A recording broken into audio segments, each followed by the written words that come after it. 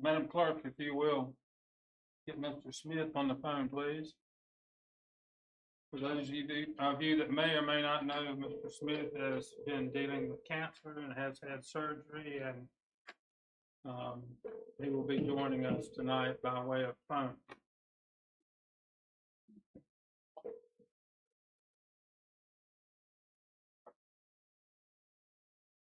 Good evening, Mr. Smith.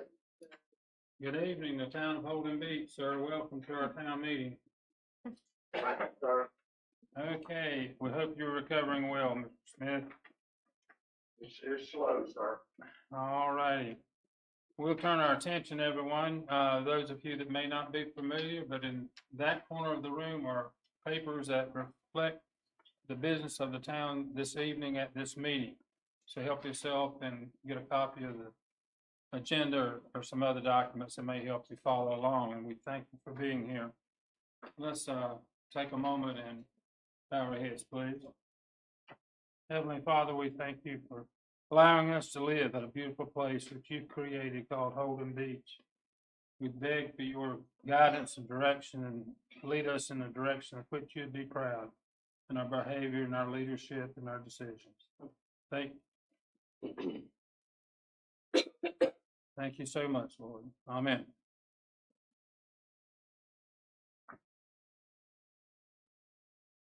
We'll officially call the meeting to order and welcome all of you.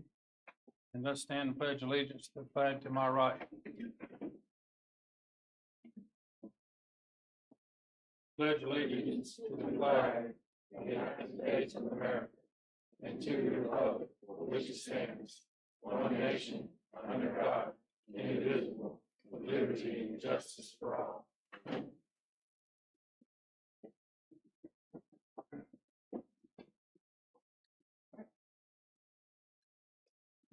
Let's turn our attention to the proposed agenda and ask for consideration of approval. I'd like to make a motion to add something to the agenda. I'd like to add an agenda discussion and possible action to ratify all motions passed on January 28th BOC special meeting. Second. Any discussion?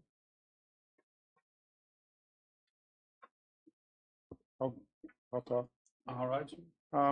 It's unfortunate we have to do this, but I do think we need to, I think it's the best way to eliminate any uncertainty or doubt and to continue forward without delay on the decisions that were made. We made some very important decisions. Some were urgent. We set our federal priorities. We set our state mandated resolution against pornography on town devices. We also selected HDR and I'm sorry, we also, well, with two other items we dealt with was HDR and then the peer building. And I think we need to prove to those firms that we are serious. We want to move forward. They can take our word. I want to avoid any doubts, any concerns about how serious we are about this. So I think ratifying, officially approving the decisions is the right move to make sure everything goes forward. Okay, we got to be careful about discussion of an agenda item versus asking people on the agenda. The motion wants to put it on the agenda, not to discuss. Any more discussions about adding this item to the agenda, not discussing the item? I'd like to add it in the beginning just so we can cross it off our list, like before the police report, if possible.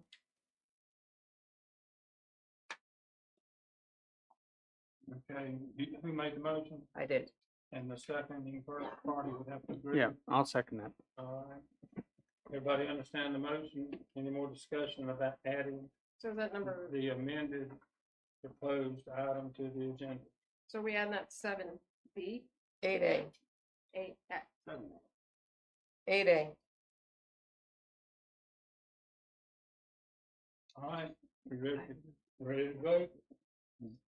We're voting on the proposed amended agenda. All in favor, say aye. Aye. Opposed, say no. Unanimously approved to amend the agenda, Madam Clerk. So we are now on number 5. Madam Clerk, conflict of interest notification. Part 6, Rule 13B of the 2024 Rules of Procedure requires members to disclose any potential conflicts of interest. Please state if you have any potential conflicts. Mayor Holden, None. Mayor Pro Tem Myers, No conflicts. Commissioner Smith, Mr. Smith, do you have any conflicts? he can't Have vote. we lost Mr. Smith? No, sir. Sorry, I know you can't vote, sorry. Commissioner Thomas, No conflict. Commissioner Dyer, No conflict. Commissioner Parfit. No conflict. That was not a vote, really. No, I just meant he couldn't vote today. Yeah, okay. All right. We're on number 6, approval of the minutes. You want to do them collectively or individually? What's the pleasure of the board? Collectively, please, sir. Pardon me? Collectively, please, sir. Collectively, all right. You want to make a motion? Motion to approve all the minutes as written. A, B, C, and D. Yes, sir. Second. Motion made and seconded. Any discussion? Hearing none, all in favor say aye. Aye. Opposed say no. All righty. We're on number 7, public comments on agenda items only. If you want to talk about anything that's not on the agenda, you'll have an opportunity later in the meeting. Mr. Bauer, you are first, sir.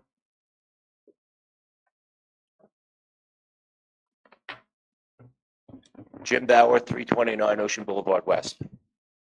My comments are on items 14 and 19. 14, the discussion of possible action to accept the bid for construction of restroom facilities at Block Q. I'd just like to say, I think it would be a good idea to get some reports and public perception and comments on the mobile units that are already established at the soon-to-be former site of the pier buildings. They seem to be working out okay. They're ADA compliant. And what's most important, they can be moved if an emergency or inclement weather dictates it, or if we have a change of plans somewhere where we're going to change the use of that area. If we start laying concrete and cinder block, we're married to it. If we purchase a existing trailer, then we can move it around. We can use it in other places if need be. I think that would be a far better expense of taxpayer money. 19, possible discussion of possible action on police items. Chief Dixon, I agree wholeheartedly with everything you have, both as a member of the town and as an ex-NYPD guy. However, I just want to say, I've mentioned this previously with the flooding. I think the police department and the OEM section of the town should really look into an investment in a volunteer force.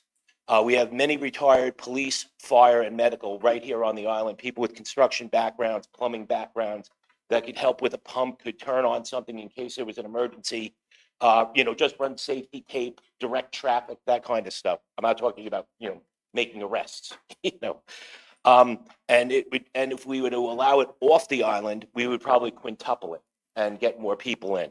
I think it would be a great thing. It's a low-cost alternative. I'm also a member of the Brunswick County Sheriff's Marine Patrol as a volunteer. We save the Brunswick County Sheriff's Office, the volunteers save them millions of dollars a year. And what you're tapping into is already people that are already trained up, already have the education, and that would be an available resource. How you would do that, I wouldn't know. But Brunswick County does know, and I'm sure they would let you, there's probably a handbook on it that we could do, and I'd be the first to volunteer. And that's it. Thank you very much. Mr. Smith, I hope your recovery is speedy. Okay. Ms. Ragland?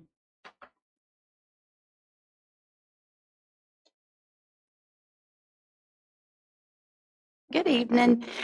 So now in regards to 8A, I'm going to strongly encourage you to push all of those action items to the next regularly scheduled meeting before you take action. I'm not your attorney, but I wouldn't advise that you do that tonight, considering there's a pending legal action against the town and a hearing is scheduled for March 10th.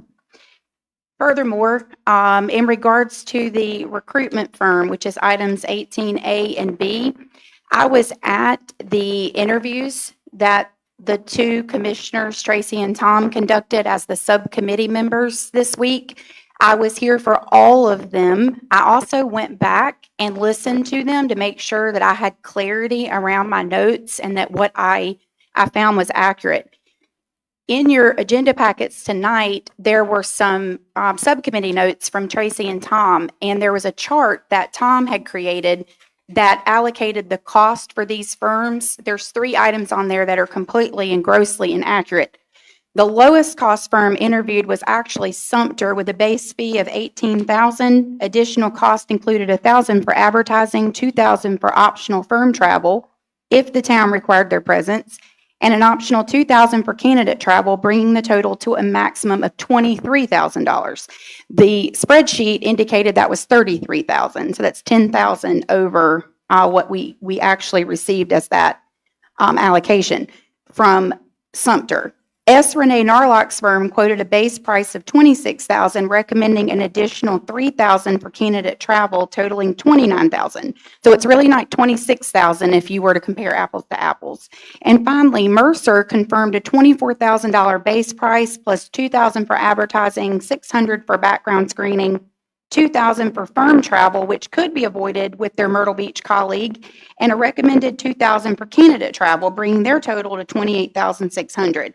So Mercer, in fact, provided the second lowest bid, followed by Renee Narlock, who was the third lowest. And the town of Holden Beach, if they are going to allocate funds, which I strongly disagree with, to hire a recruiting firm, we should consider we have a qualified internal candidate available, and the expenditure is unnecessary, especially given the precedent that was set by the town of Lake Lure, which hired S. Renee Narlock to conduct a search for their town manager, and ironically, they promoted from within. Their town clerk is now the town manager in Lake Lure. So they spent whatever they spent, if that was $29,000, unnecessarily. Thank you. Ms. Martin?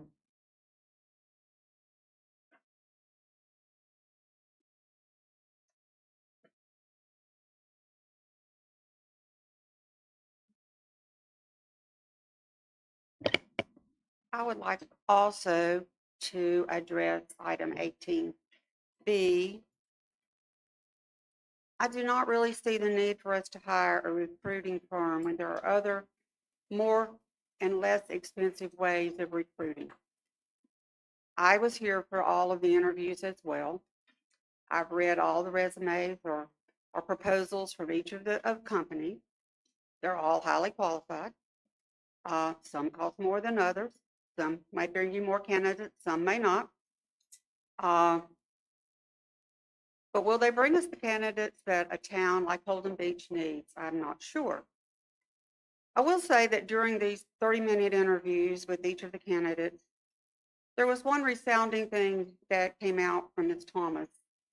And she was telling the firms that we did not want to pull the good old boy.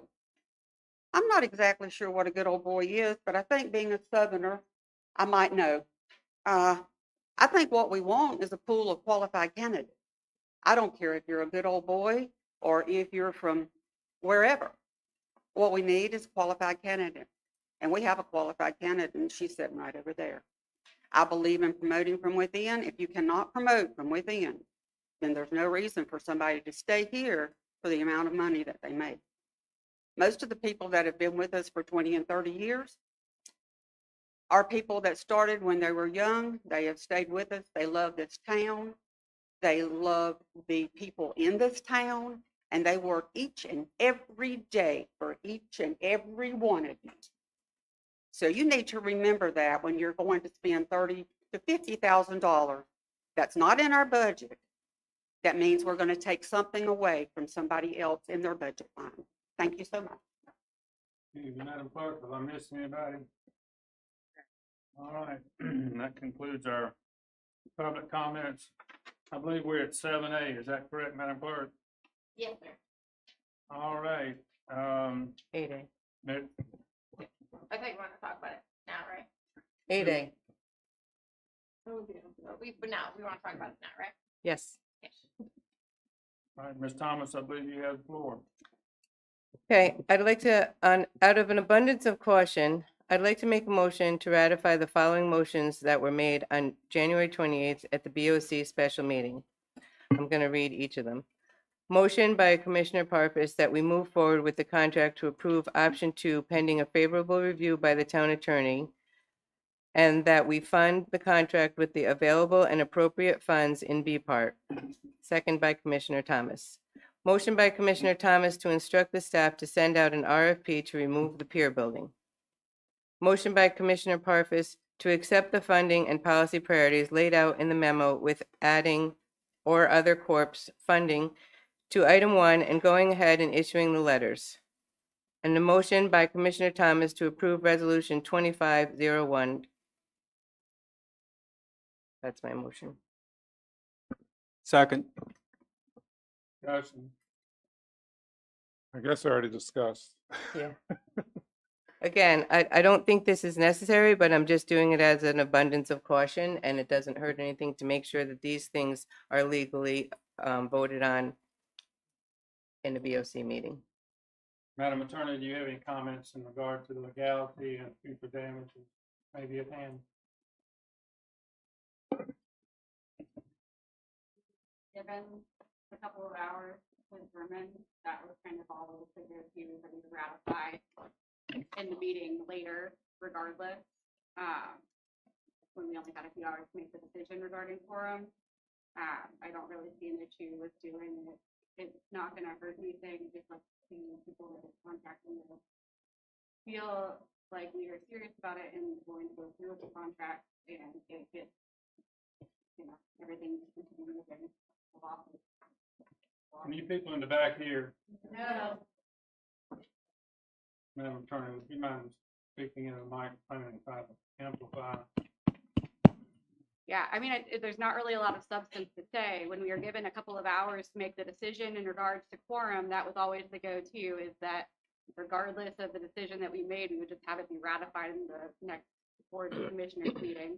And we're going to stick with that. That was the decision we made on the 28th of January. I had, a reason not to. But it's your choice. Should we not wait until the next Board of Commissioners meeting in March after the hearing? The hearing is for a preliminary injunction, which requires the plaintiff show a substantial likelihood of winning based on the merits. So, I mean, if the court really cared that much about making sure we didn't do anything, they would have honored or given the, what was it? Temporary. The restraining order last. But they gave a hearing. Yeah, but they denied the restraining order. So, I mean, again, preliminary injunction, you have to show a substantial likelihood of success on the merits. So, if the court thought that they needed to restrain the board from acting in this meeting, they would have issued a restraining order last week, and they didn't. So, I mean, as far as I'm concerned, this was the plan all along for us as a town. It's up to you guys. You guys do whatever you want. But that's Alan, I think. Mr. Parker? I think it's important to note that the meeting on the 28th was called because the regular BOC was canceled due to weather. There were several items on the agenda that are time sensitive, and we needed to move forward with them. Now, by ratifying those decisions, that basically leaves the court case to resolve the issue at hand, which I believe is one of quorum, not of the town's business that was conducted. I don't think it'd be appropriate to hold up the town's business until that quorum issue is settled. My understanding, in having consulted with the attorney and the town clerk, is we think we are correct in conducting business under those conditions, but we'll let the court figure out the quorum issue, and we will take remedial action as necessary. But in the meantime, the town's business does need to be conducted. Thomas? So because the court did not do the temporary restraining order, we are free to continue to do business as we deem appropriate. And this, like I said, is just out of abundance of caution in case something doesn't, depending on what happens on March 10th, is irrelevant, because now we are making sure that all of these things are ratified by a full board and we can move forward regardless of what happens, because we have not been told to stop business by the courts. So we're continuing on. Myers, Yeah, I agree. I think the important thing is we want to move forward with all these initiatives that we passed, and that's what's important. The court can work out the rest, but I think it's important that we move forward and don't hold any of these up any longer than they've already been held up. Madam Attorney, if the town lets a contract begins work and we run into legalities of incorrectly validating the contract, what liability do we have at hand? Well, where are we incorrectly validating? If you ratify it, you validated it, correct? That's why we're voting on it. That's why we decided to do it to begin with. We only have limited time. But again, the forum thing, the decision was made in good faith by the town based on the town charter and based on the interpretation of the statute. I don't really want to get into this. I don't want to argue my court case right now. I'll be filing an answer in a couple of days, and maybe that answer is good enough that we don't even have the hearing. Who knows what happens? But if the court wanted us to not move forward, they would have gone through a restraining order. So I think if we don't do the contract now, you're gonna hold on for potentially months at this point. If there's a preliminary injunction hearing, March 10th, and whether it's awarded or not, it's not over. There's still the next step in the lawsuit. So this could go on for a very long time. Are you willing to not go through an award contract for months? It's up to you guys. You need to make that decision. I can't make that decision for you. But I can tell you how lawsuits work. They take a long time unless my answer gets things done. But we don't know how it's going to work. But it's legal for us to ratify this right now, correct? That is a legal thing for us to do. As far as To I'm move concerned, forward. yes, that was the decision that was made back on January 28th in regards to forum. We would ratify at the next board meeting regardless.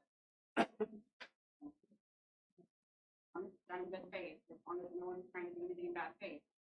All right, can I call the question? So you just said to ratify at the next board meeting. This So on meeting. the 28th of January at the special meeting, Mhm. we were only given, town clerk and I were only given a couple of hours to make the decision.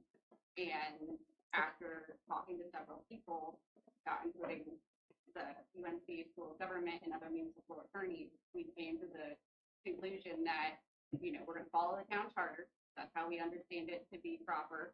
And then we're going to have them ratify the whole board together at the next Board of Commissioners meeting and have them ratify whatever action is taken in the special meeting, just so the contract can continue to go forward.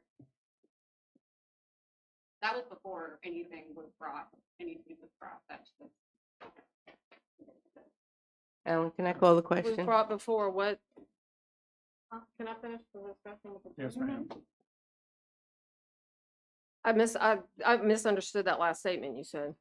So the decision to have you guys ratify it, or at least, our conversation regarding that was made on the 28th So that was before the lawsuit. before the lawsuit was filed.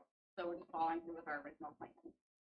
As far as, what we spoke about. Mhm. And just to be clear, you spoke about that with the town clerk, not with the Point of people. order. He still has the floor. So in your opinion, you're making the opinion that it's okay to ratify pending, we haven't even made a reply to the lawsuit? I have 12 more days to file an answer. I will have motions including therein, but again, lawsuits take a very long time if it continues to go forward. So it's either if you would like to ratify, you can. If you'd like to, as far as I'm concerned, everything that was done at that meeting was completely legal because the town charter controls this situation. As far as my understanding of the law and statute. Okay. Thomas? Can we call the question? Yes, ma'am. All in favor of the motion, say aye. All right. Opposed, say no. No. 3-1. Mr. Smith cannot vote. One thing, let the record show that Correct, but I would have voted no. Inappropriate.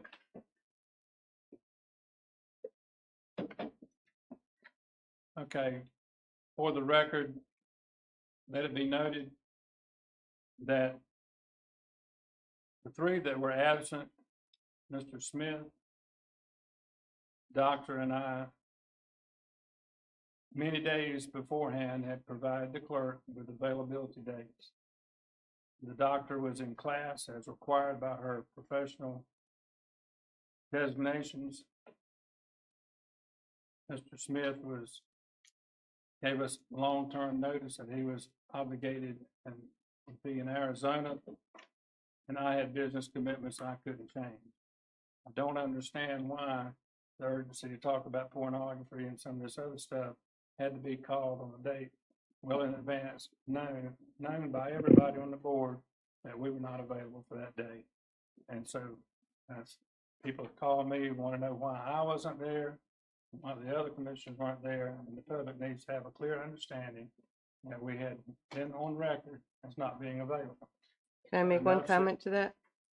We were told by the town clerk that there would be 4 people on that day, and that's the day we picked. We were told that there would only be 3 on Monday. I have an email to show that we were told there would be 4 commissioners at that meeting on the 28th.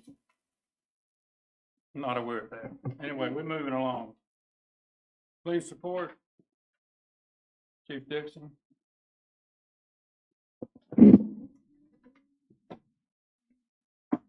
Good evening. See some smiles. There we go. All right. There's not a lot of stuff to talk about in the police report this month. If you'll notice on the second page, the water calls were high for, how'd I go there? The water calls were high for January at 33, and that was because of that freezing rain, snow, everything we had. We had a lot of busted water pipes. As we approach this week, there is a forecast for some more cold weather coming. So if you have not taken care of your water pipes, please make sure they're insulated, water cut off, any of that good stuff to make sure you're ahead of the game on that so we don't end up with that situation again.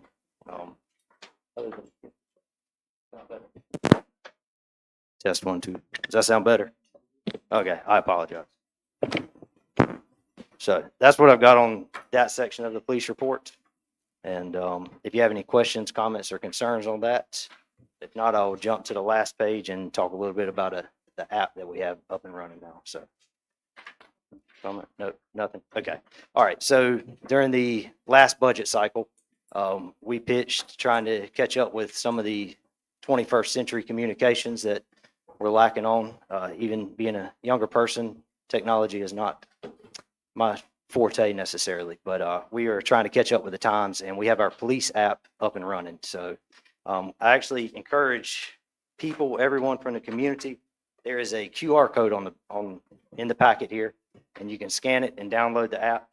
And I will show very briefly, not going to get into a whole presentation on this, and it's going to be hard to see from the phone, but when you open the police app up, it will look something like this.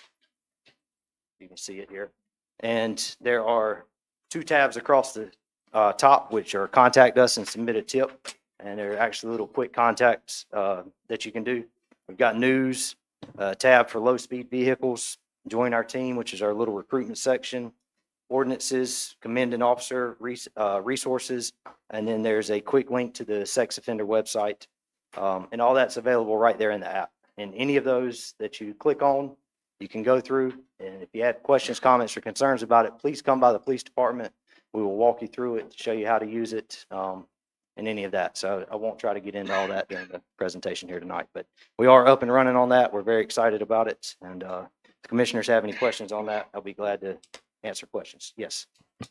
Thank you so much, Chief. I downloaded the app, and I think it's great. I think one of the outstanding features is you can pull up the ordinances and see what they say about what you should do and not do.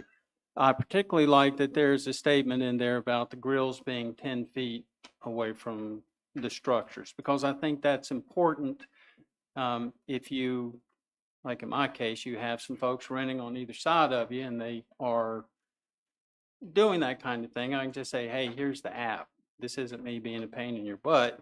That's what the ordinance says. So I think the app is outstanding. Great job. Thank you. Thank Thanks, Jeremy. you. All right. Thank y'all. Thank you. Thank you, Jeremy. Chief, thanks to you and your staff. Mr. Evans, inspections?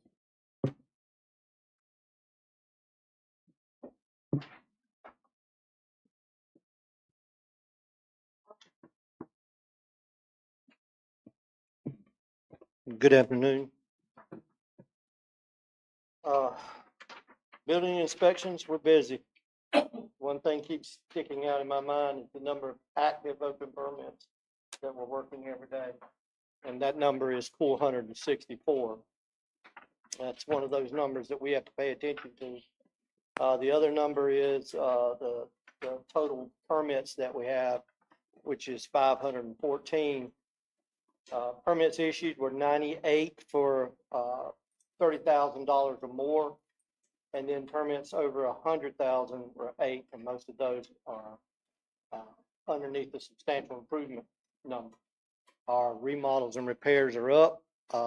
Most people probably aren't aware of this, but we're on a downward trend across the nation for housing, and right now it's in a 25% dip. The town of Holden Beach has always held steady. They held steady when we had the bust between 2008 and 2010. And we're doing the same thing now. We're still just staying steady and working. There's a lot of work going on out there. Total inspections done were 144, which is actually pretty good because we had quite a few days that we could not do inspections because of inclement weather and people couldn't work. We've had a lot of cold weather, so it's actually really good. Permits in review are 4. I can tell you that's lacking behind. There's a table over there that has at least 15 on it right now. CAMA issued in this cycle was 1, which would have been the beginning, but I know there's 3 more over there, and the zoning issued is actually double of what it's on the report, but the report says 5. We're very busy, and that's the permitting report. Any questions of Mr. Evans? One quick one. Tim, I'm guessing you expect to get a big push on permits so people get their stuff repaired and upgraded before rental season starts, right? We always brace ourselves. The biggest factors are actually the holidays. They try to beat Easter. They Okay, try to beat Memorial Day, try to beat July 4th, and then the last one would be Labor Day. Okay. And you can set your calendars on the Fridays. We're gonna be the busiest on every Friday leading up to that because they're trying to start and complete them. And everybody's trying to get paid. So, okay, yeah. thanks. Any more questions of Mr. Evans? Thanks, Tim. Thank you, sir, for you and your staff. Madam Clerk, I believe you're gonna get Finance Director McCraney on the phone. Yes, sir.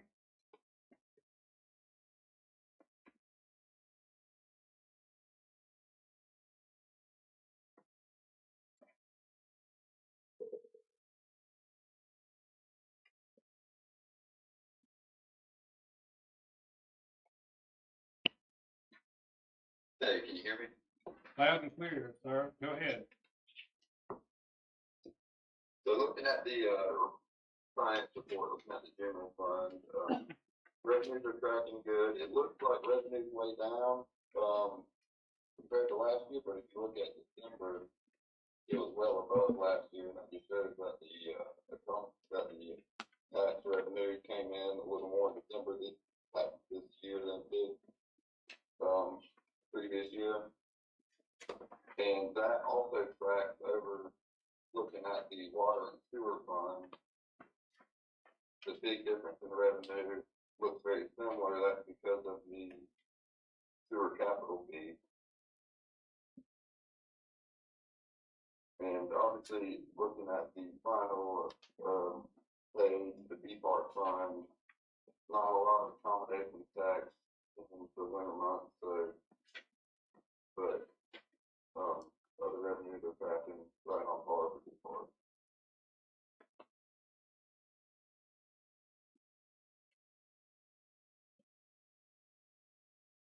y'all have any questions, I will do my best to answer. Anybody have any questions, Mr. Parker? Yes, sir. Thank you. Daniel, I hope you feel better soon. I just noticed on water and sewer in September, we had like a real, almost non-existent revenue this year. I'm looking at October. I'm just assuming that's similar to the property taxes, just whatever it is that revenue is just showed up in October.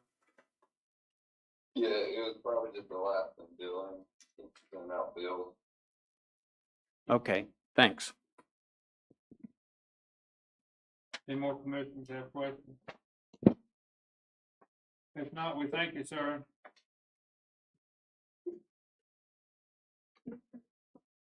Daniel, we're gonna let you hang up so that I don't lose, Commissioner Smith. Okay. Thank you. All right, we're on number 11, Ms. Ferguson. Yes, sir. So in terms of the Greensboro Street Lift Station project, some of this is, since we didn't have our meeting last month, an add-on to last month's report to kind of keep you in the loop along the way. So permits were applied for by the contractor 12/20 and issued on 1/3. They did mobilize on site at the end of December and have a construction schedule that anticipates completion in August. First disbursement was applied for with the state side of the grant funds on 12/20, and we are still awaiting that. As of this week, a prompt to them says they're behind. So we still don't have the very first test run we did. We understand that the first disbursement is the hardest to get back. And so we wanted to do that as a test run on a small bill that we had for administrative purposes. And I'm glad we did, because here we are and we still don't have anything back yet. We have since that time, as of last week, had the first payroll expenses come in from the contractor. So our amounts of invoices are steadily coming in now. The scare with the federal funding freeze seems to be averted. EPA, as of last week, has reached out with the project manager saying, hey, we're allowed to communicate with you guys again. And so we did submit a portion of that invoice for the payroll to them as well. As far as Avenue E, that's coming along well. Originally, that contract would be over, but we did have all of those bad weather days in January, so we've been lenient with contractor on getting footage. But anybody that hasn't visited the site down there should take a look. It's coming along well, but do not get in the work zone, please. He's still having problems with people trying to enter the work zone. Be mindful to get your renewals in for recycling. Those numbers are still trending a little bit lower than we'd like to see. So just remember, if you have that notice and you haven't taken care of it yet, we need you to get your recycle renewal in. And to the flip side of that is, if you know you're not going to renew, if you can let us know that, then we can update our spreadsheets and get with GFL a little sooner. As far as the fiscal operations specialist position, interviews have been completed as of today. We had one final interview that we did today, and we anticipate a decision being made at the end of this week, or at the latest by the beginning of next week. We are going to be getting money back, and that is not something that you hear very often. So the Corps had underruns on several fiscal years where we did the crossing project. And we are going to be getting some money back. We've been tracking that for several months and doing a probe of, hey, when is this coming? Because it will have to flow back to the state. The state will have to take their cut of what they've fronted, because it's a match. And then that match is different depending on fiscal year. So we've actually done a spreadsheet to break that down, and we should get our portion back. You guys will have a budget amendment coming before you when we get that back, in order to get that back into our books. Ocean Boulevard stormwater, additional areas of concern contract agreement that you guys voted on at the December meeting was executed. They're working on that. We got our first invoice from them, and they've had substantial work on that. I completed a survey with the Division of Water Resources to show a need for increased funding. They sent out an email to agencies to say, hey, if you think you might have projects that fit in this category, if you complete this survey, it lets us show need for more grant funds at the state level that we can then pass down. So that was completed. And then the town did receive disaster relief funding through the Corps. And there's gonna be a PPA that has to come before you for board action. We're waiting on the floor to get us more information on that, but it's to the tune of 2.2 million in federal funding. As far as the Block Q restroom facility, we did go through 2 rounds with bids on that in order to meet that threshold. And moving to the second page, I've been spoken to at each meeting. He just wanted it in the packet for a reference. So I'll answer any questions, but I will say that since the timing of this in the packet, the upgrade did happen to the audio video system that Heather is trying out. So you'll notice there's a big camera in the center of the room there. And then, building back on both the thing here about the fire department, the upgrades that are happening on the mainland, but also I believe, somebody's mentioned fire service tonight, and there was a public comment about fire, and in your goals and objectives, several of you had something about fire station. I met with the fire department last week, and they're actually gonna come and present to you like they do on a regular basis a couple times a year at the March meeting. So Great. they're already scheduled to give you an update of kind of call counts and that sort of thing. So that's an update for the 2 pages, and if you guys have any questions for me, I'll be glad to answer them. I just have, oh, Go sorry. ahead. I just wanted to thank you for jumping on the stormwater issue as quickly as you did. It, based on what you had advised me of before, it seems like your quick action helped us get that 2.2 million. Thanks. Thank you. I had a question about the whole Block Q thing. We sent something to Parks and Rec, and I know they've been looking at the pickleball courts, and that's kind of related to the Block Q, I think. Do you know when they're planning on giving a report back to the BOC on that? I would anticipate, that you may have something at the March meeting, but if you don't have something at the March meeting, that it would be the April meeting. Okay, I don't anticipate it being past April. thank you. With the ADA work, I know we have a March deadline coming. Are we in good shape, or is that going to extend it, or where do we stand with arbitration work? I feel like we're in good shape for the March deadline. I'll let Tim answer as the coordinator. The way that mediation agreement is set out is that that was a sort of like a tentative date, that if we need to go forward, we could. I think that we're going to beat the deadline. We are 99% close to being finished. Currently, we only our lacking is limited to what we need to do to complete Avenue E, which is the last portion of the agreement. So I would say that we're going to make it. Okay. Yeah. And we can extend it, is that correct? Yeah, it says that you can extend it. We can extend it if we deem it necessary, but I don't foresee, we never intended to not meet the deadline. There would have to be something really bad happen for us not to meet the deadline. I guess is the best way for me to say. Okay. We are really close. Okay, thank you.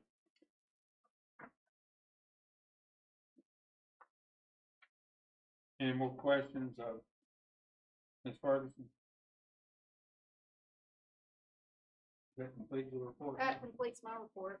Thank you so much for you and your staff. We're on number 12, Ms. Ferguson. Yes, sir. So we've heard from the public about the need to sweep the bike lanes. This has been several months in the making as well, because it does involve ourselves as a government agency and another government agency. Sometimes it takes a little while to get agreements back and forth, but the DOT has been kind enough to issue us a service agreement in which we can have them reimburse us for the sweeping of the bike lanes. And how that works is we would pay the vendor up front, we would get reimbursed from the DOT. It does require you to execute this agreement. Mr. Hewitt in the past had reached out to the vendor, and we established a unit cost which we were able to turn into DOT. So basically we're thinking the unit cost is going to be $78.70 per time. And DOT is, willing to reimburse us for 4 of those events throughout the year. The budget amendment you have in your packet is for 2, because I don't think before June we can get to more than 2. So that's why you see a different amount than the 31,000. But if you choose to move forward, I would end up executing this agreement, which the attorney has reviewed. She did make some suggestions for changes that have been included, and it would be signed, and the vendor would be notified so that we can move on this pretty quickly to be able to try to get 2 events in.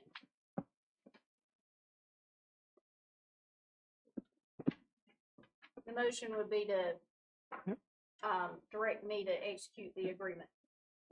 Anybody want to make a motion? Yes, sir, I'd like to make a motion if I may. Yes, sir. I would like to make a motion to direct the interim town attorney to execute the contract and to, Town manager. what did I say, town attorney? My apology. I guess I got legal stuff on my brain for some reason. Please let me start again. Motion to direct the interim town manager to execute the contract and to approve budget ordinance 25.01. Second. Discussion, anyone? I just had a question. Yes, sir. So we're basically outsourcing the work, getting the money and paying, and are we bidding that, or we've got somebody lined up, or?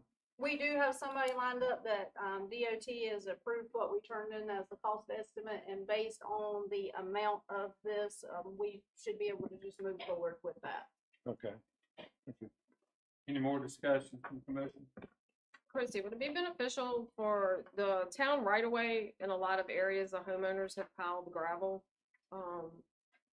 to meet their driveway? Is there any way the town, would it be beneficial to ask to have those right of ways cleaned up a little bit? Because I think a lot of places the gravel's coming off of that into the bike lane. I know that's been a concern, and we could certainly in our next blast ask for a little bit of homeowners assistance with that. But the vendor did come down and bid as is, so as they were seeing it, in order to make the agreement work and to provide a quality product. So we may learn a little bit after they execute the first one. They did make contact with me, and they're kind of just waiting for a call tomorrow if you guys pass this. So I think we'll learn a lot after the first one if we need to do any education to homeowners.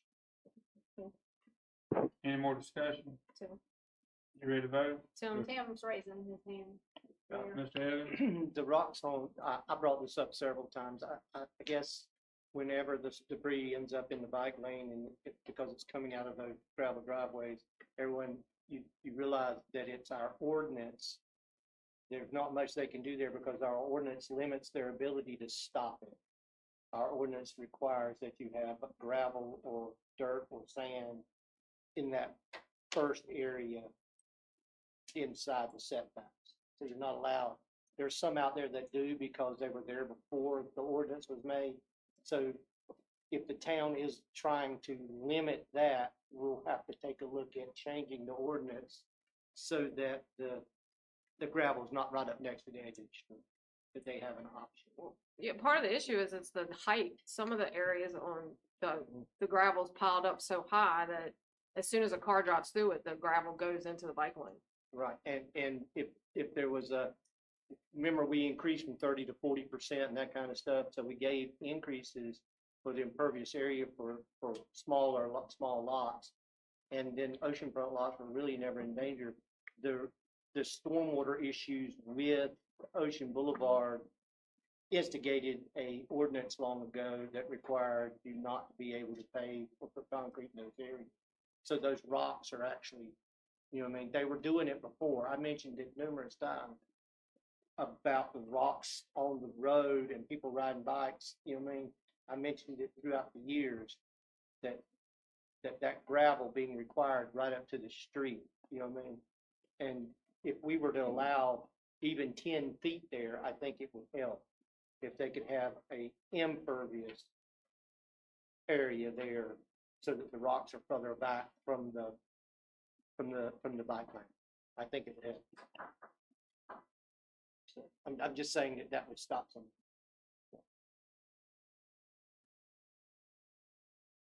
Would, any of the commissioners like to encourage Mr. Evans to bring back maybe a proposed ordinance amendment in that regard?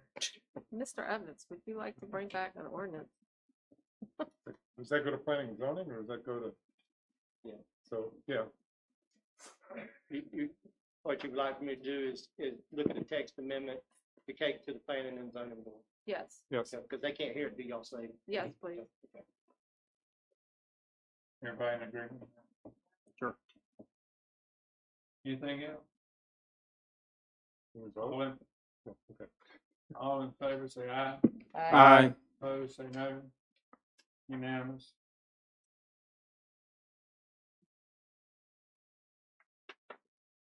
Mr. Evans, I believe you're still up on 13. And that's No. Ms. Ferguson. It's Mr., you're right, Mr. Evans.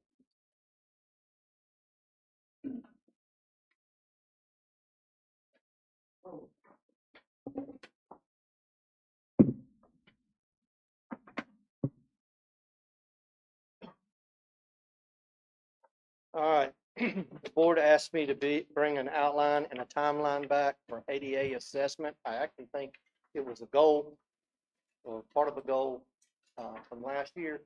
And what I did was I basically, took as much information as I could find and tried to condense it in to something that would fit the town. And I think that, if we follow this, we'll be in really good shape. The ADA, Title II ADA assessment for small towns, there's actually a guideline, a federal guideline, and I tried to follow this best I could. If the board, I'm sure the board don't want me to read all this. But basically what it amounts to is it is an identification, location, a maintenance program, funding, and then, constant evaluation to make sure we keep them maintained. So it is, the concept is good, and the idea is that we identify where we have policy problems, we identify where we have physical problems, we then identify what the amount it will take to take care of those, and we even have a recommendation possibly for each year. And with that funding, then we can start tackling the issues that we have. And we still have a few small issues, but they're not anything like we have when we started. I think the town needs to realize, and what this is it has a definitive outline that allows the public can follow and the board can follow what the planning department over there is going to be doing and when we're going to be doing it. And we can bring a report back every month if you want, so we can tell you where we're at on the outline and the timeline. We suspect that we're going to have to jump one item and do an assessment of the facilities we have now because of the coming up budget year and make a recommendation. And hopefully it'll be close enough to what our final outcome is that we won't have to do anything else. Now, we don't have any items in the town that require, that I'm aware of, that require immediate action. And we can actually take our time to get to where we need to be. The biggest thing that we need to make sure that we do in the town of Holden Beach is that any facility we build meets the requirements, and any facilities that we have. And when I say facilities, it's a term of assembly occupancy for outdoor use or assembly occupancy for indoor use, or any occupancy that we had that required people to come in. And so small parks will be looked at. This building will be looked at. Our lift stations will be looked at. We will take a look at everything that we got, compare it to the occupancies, and compare it to the only error that I'm aware of that's in there. There's a section in there where it talks about meeting the A117, that's actually ICC. A117 for elevators. ICC 117 is the requirement that's not right in the document. But staff has already begun to do this. We started doing it when we originally got the other agreement. We actually started making a list and we started working on it. We are almost $750,000 in, and not all of that was spent on the agreement. We've actually undertaken over the last two years to actually take care of other ADA issues that have come up, and there's quite a few. So we have not just, I think that by March, not only will we have met the agreement, but we will have gone far beyond the agreement. We've actually done much more than what's on there. And the town should be proud of that. Everybody in the town should be proud of it. The Avenue E facility is going to be, it's going to be something really nice. If nobody's been down there and taken a look at it, when we get done with that, it's going to be really nice. And it's going to be something the town can be proud of. So, but as far as the outline, that's the outline, and that is the timeline. So I hope the board is satisfied with it. Yes. Mr. Myers? Yeah, there's one phrase that caught my attention Mhm, where it says, the town as accessible as possible, mhm. which on one end is maybe we could do more, but CAMA won't let us, so we're kind of restricted. And the other end is an endless list of everything's possible and we just keep doing stuff. So When I say accessible as possible, I'm talking about actually bringing it in compliance, not what we can do. What I'm saying is that we may have a situation where we have an existing structure of some type or an existing walkway or something, and we may not be able to bring it into full compliance. The code, because our code, believe it or not, changed in 2010.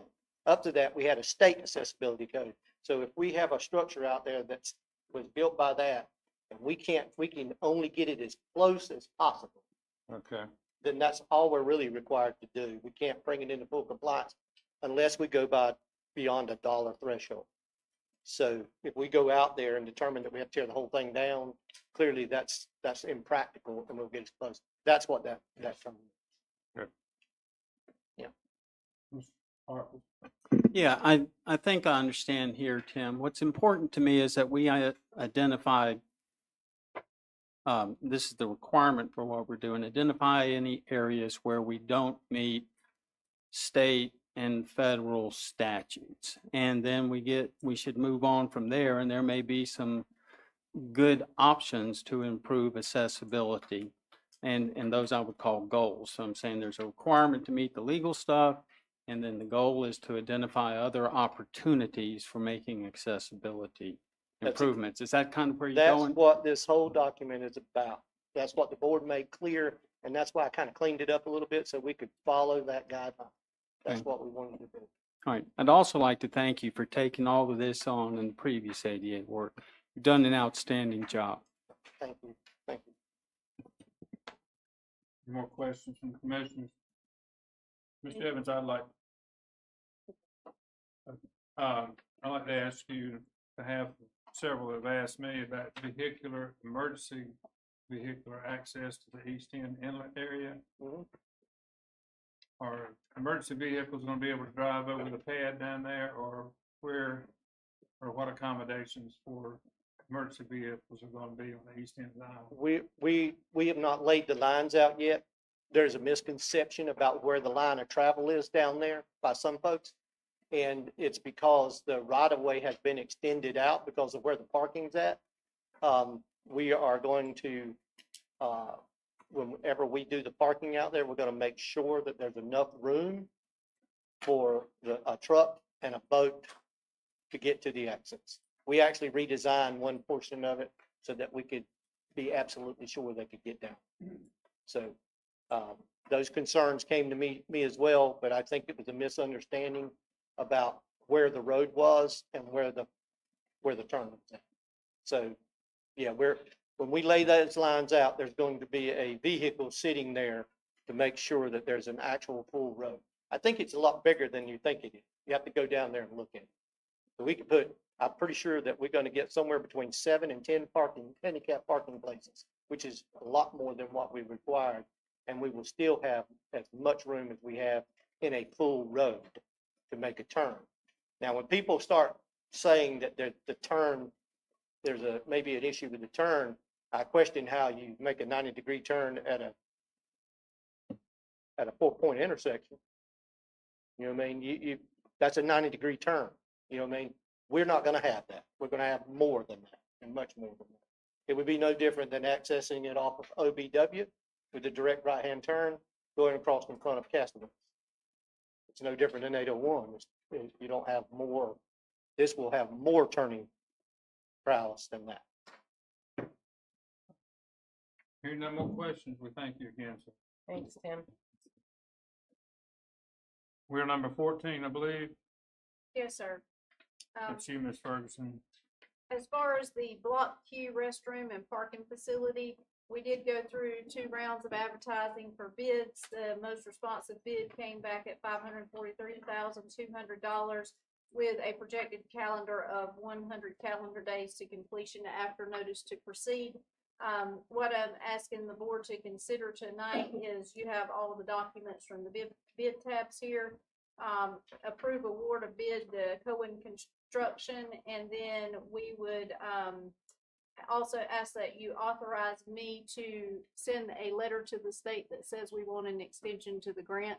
That just lets us shore up things for asking for reimbursements, because their construction timeline takes us right up to the end of the fiscal year, and it can't hurt us. As they explained it to me, we would just ask for a 6 months extension in a letter.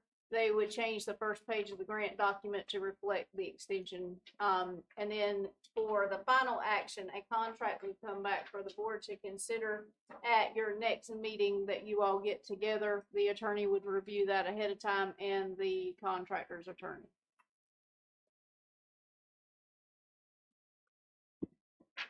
Any questions, Mr. Parker? No, sir, I don't have a question. I could make a Comment? motion if others have. That'd be fine. Okay. I'd like to make a motion to approve the contract award to Cohen Construction and authorize the interim town manager to execute the associated paperwork, including a new signature on the grant contract regarding the date extension. Second. Motion made and seconded. Discussion, any commissioner? Ready to vote? All in favor say aye. Aye. Opposed say no. All right. Thank you very much. Ms. Ferguson, number 15. Yes, this item is in regard to our multipurpose court across the street at Bridgeview Park.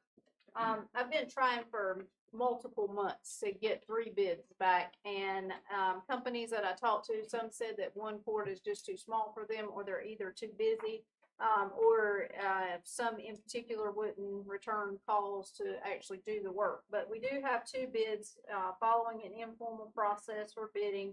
There's the lowest bid is $21,904.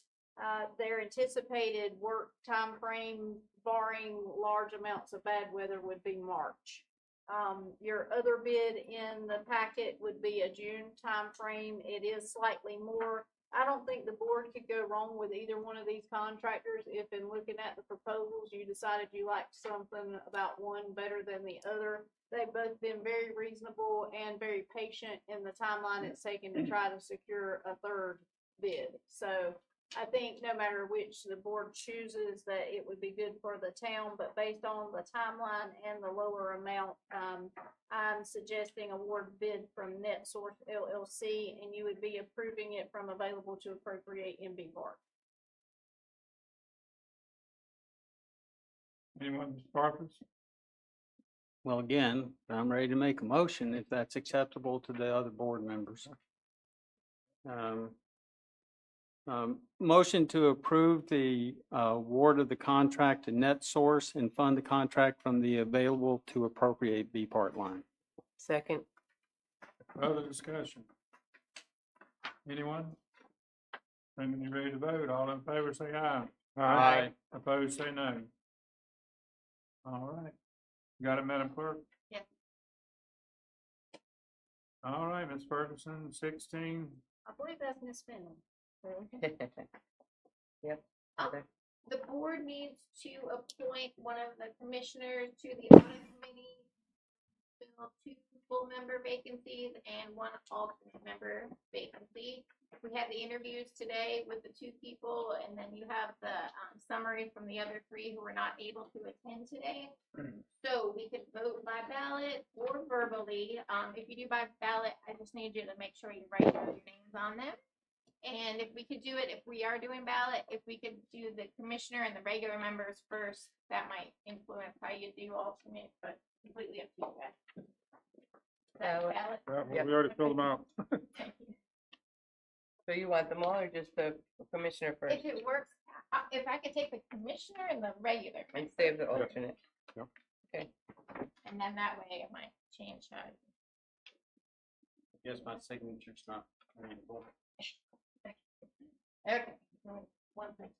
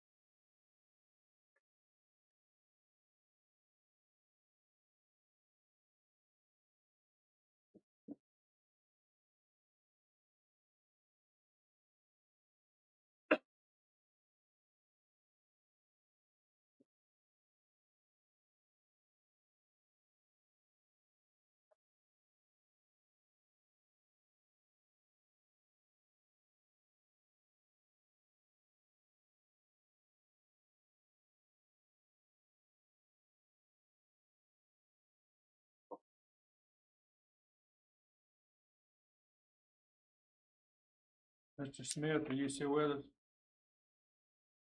Yes, sir. Okay. You're not missing anything here right now. Okay. Do you want to announce them? Do you want to? I think they'd be more honored if you'd announced. Oh, okay. The regular members would be Grace Lamb and Kent Steve, and the commissioner is Mayor Pro Tem Myers. So if you guys want to do your alternates from the other candidates, I could do that really. So we need one alternate.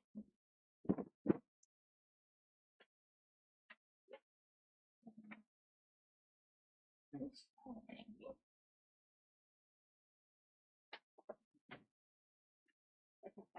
This one. This is we got. 3 alternates. All right. Everybody clear on who our highly paid volunteers are? Per hour. Thank you for offering up your time, talents, and responsibility. Yeah. All right. Madam Clerk, am I ready to move on? Yes, sir. All right. Let's go to number 17, Ms. Ferguson. Yes, sir. We were contacted by Kathleen Riley of the North Carolina Beach Inlet Waterway Association. The town is a member, and we often attend their meetings.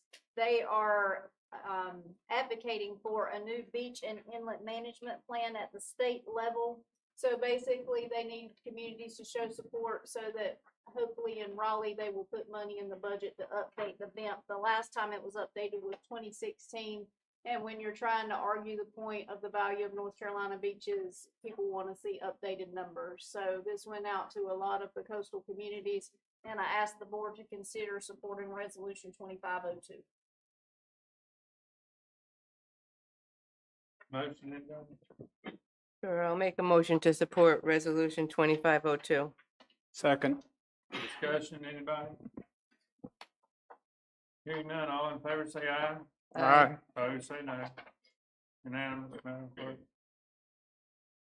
All right, thank you. That is critically important. Number 18, Yes, I'd like to have discussion and possible action for an alternative approach to advertising for the position of town manager. Of the 7 proposals that we received, the lowest base charge was around $18,000 and the highest was around $36,000. These are base prices and would expect travel and per diem fees at minimum added to this. What is the urgency to justify this additional unbudgeted expense? We have a qualified interim town manager in the role now. Why should we hire a recruitment fund when we haven't even advertised the position on the North Carolina League of Municipalities website, newspapers such as Star News, the ICMA, or others? It is possible we receive submissions from qualified applicants and not need the recruitment fund. If we do need help in the future, we can get assistance with the Cape Fear Council of Governments. I our current staff, we're looking at 10 to 30 years of service. Our staff is not property owners, or that I'm aware of, that anyone in our staff is a property owner. They certainly are not here for 10 to 20 years for the pay. We did a study several years ago that said our staff was underpaid, and it took 3 years to bring them up to speed on that. And by the time we did that, it's really close to where they're still underpaid in Brunswick County. I think we have a family concept where our employees work together. They care about each other. They've known each other for several years. And I don't know why we're not hiring within. These people have shown years of service, years of dedication to a town they don't live in. And it's because they love working here and they love the town. I think we should respect that. And I don't think why we need to spend unbudgeted money to look any further. Did you want to add something else? I think that sums it up.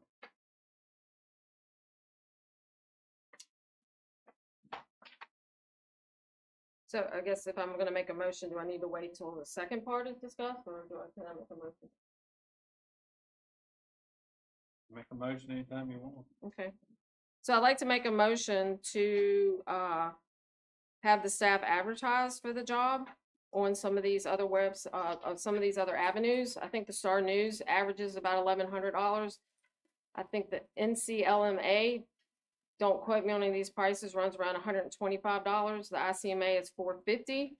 So I think we could advertise and get some qualified applicants. And I'd like to make a motion to have staff advertise with those routes. Anybody want to make a second? I can't. All right. Gonna die with the lack of a second. You want to go to B? You got anything else you want to talk about? All right, we're gonna go to number 19. No, 18B. 18B. Well, B. Oh. Yeah. Yeah. All right, sorry, I didn't mean to skip over you. Sure. So the the search subcommittee met on last Tuesday. We had received 7 proposals from search firms. So we gave them each time to present their proposal, address any questions, describe their services. And there was a full day on that Tuesday, so we recessed the meeting, reconvened on Thursday, the 13th. We had each come up with our top list of who we liked the most, and then basically negotiated it and came up with a final. So the search committee recommends the selection of S. Renee Narlock and Associates as our search firm. Mr. Parker? I'd like to make a motion to direct town staff to award the contract to S. Renee Narlock and Associates, and to direct the subcommittee to continue their work in facilitating the recruitment process by serving as the point of contact on non-administrative matters. I'll second. Any further discussion? Mr. Mayor, if I may. Yes, sir, Mr. Parker. I'd like to just make a few comments. The urgency for this recruitment was actually established in December, and we didn't make this process up, or rather the committee did not. They're basically following the plan laid out by the UNC School of Government for recruiting town managers, which notes that the hiring of town managers is one of the most important duties of a board, and also recommends that a search firm be engaged unless the board has the time and the expertise to do a proper search, which I don't think this board does. And it's not appropriate to delegate it to staff. This is the board's responsibility. If you've looked at some of those proposals, you can see that many municipalities use executive search firms. Wilmington and North Carolina are currently engaged with a couple of these proposers. It can also be seen in those proposals that a proper executive search is quite involved, and a good outreach program goes beyond advertising in just a few forums. The board voted on this action back in December, and I think we should continue down this road and get the job done as quickly as possible. We need to find the best fit for the town and hire based on merit. Thank you. Any more comments? I have a question. The committee of two, is there a reason, like our other committees, there's no property owners on this committee? This is how it was outlined in the school of government documents. So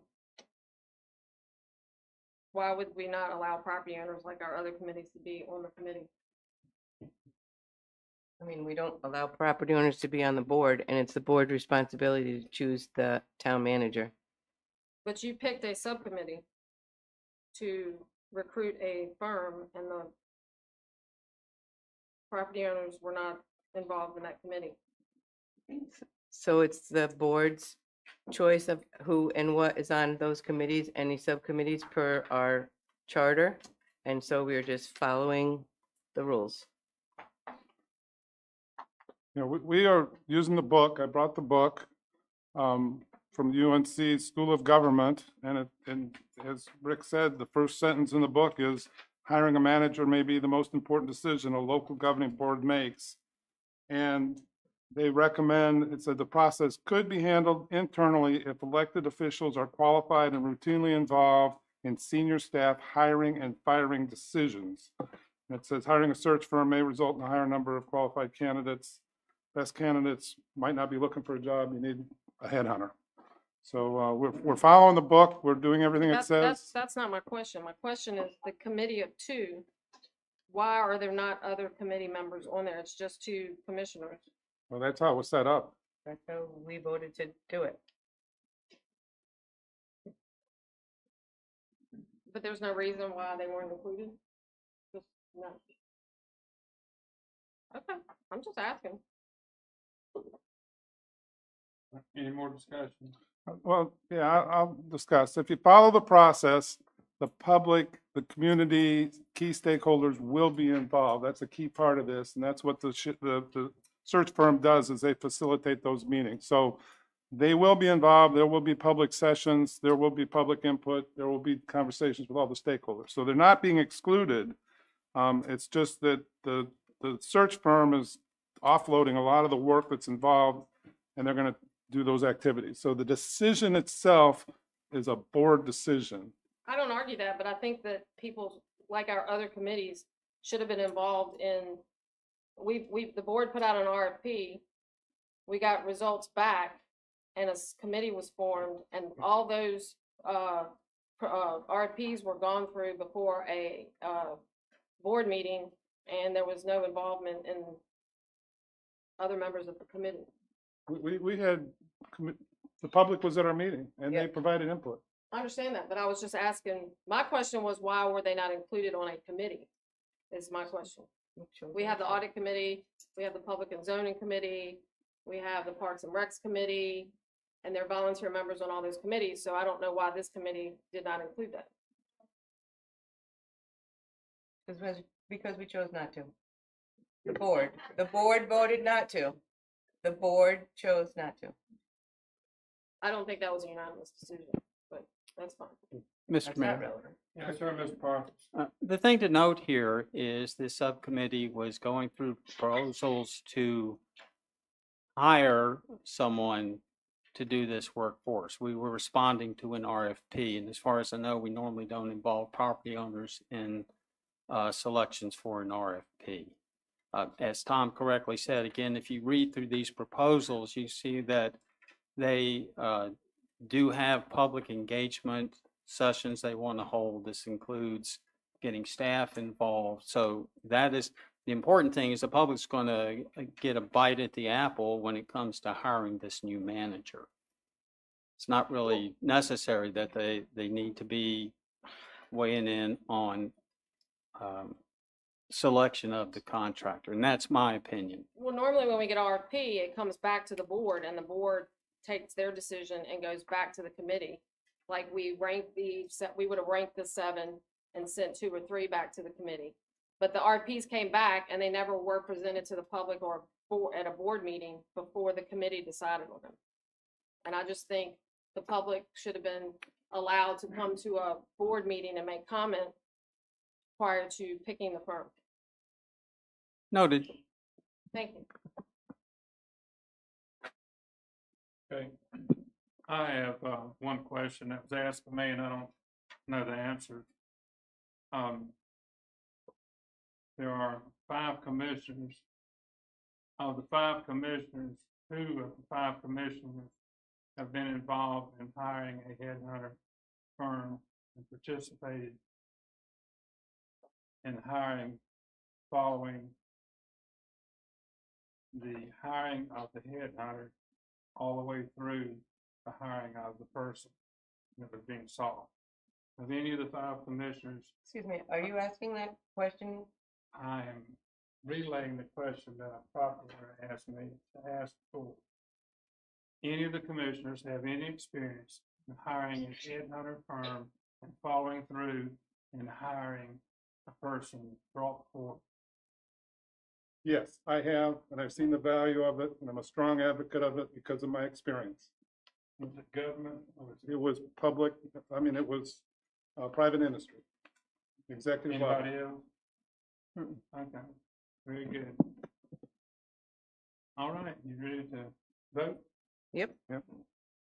All right, all in favor of the motion, say aye. Aye. Opposed, say no. No. 3-1, Madam Clerk. I also would have voted no. Inappropriate.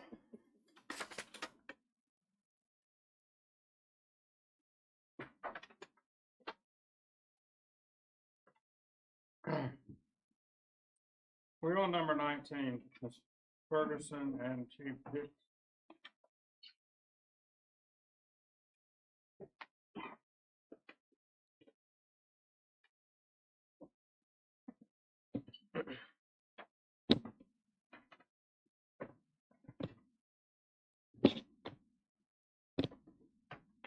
So yeah, does this sound okay?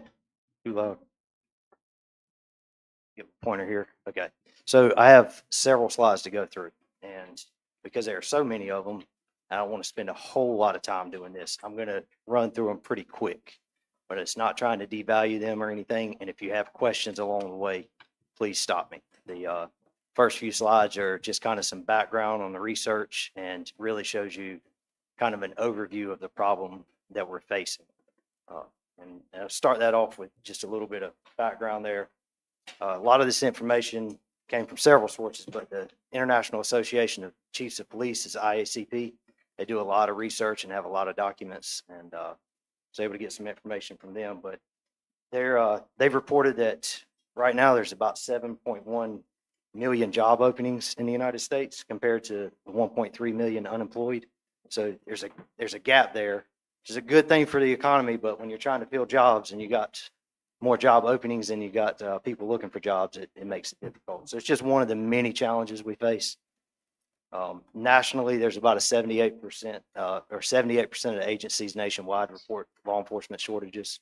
So this is not just a local problem here to Holden Beach. It's a national problem. And one of the other staggering numbers that really blew my mind during this research was in 2022, New York City lost 4,000 police officers in 1 year. Like I know that's a whole different level, but I cannot imagine losing 4,000 police officers in 1 year. And they said that was the largest resignation since the September 11th, 2001 attack. So it's a nationwide problem, and it's what we're facing right now. So some of the statistics we've got going on here is that from 2012 to 2022, we've got about 1.2 million police officers in the United States, which is about 10,000 less, now or in 2022 than there was in 2012. Meanwhile, the U.S. population has risen about 7%. So again, Population is going up, less and less people are interested in law enforcement. Some quick numbers there, but Louisiana, states like mostly in the southeastern region, had the highest ratio of officers to residents. You get up towards the northwest, in Washington areas, they've got the lowest ratio of officers to residents. North Carolina, we're actually ranked pretty decent, right, in 14th with about 3.7 officers per 1,000 residents. Average wages for the average worker has gone up about 6%. Meanwhile, for law enforcement, it's gone up about 3%. In Alaska, this is another one that blew my mind. The average police officer there makes $93,780 compared to all other workers at $70,000.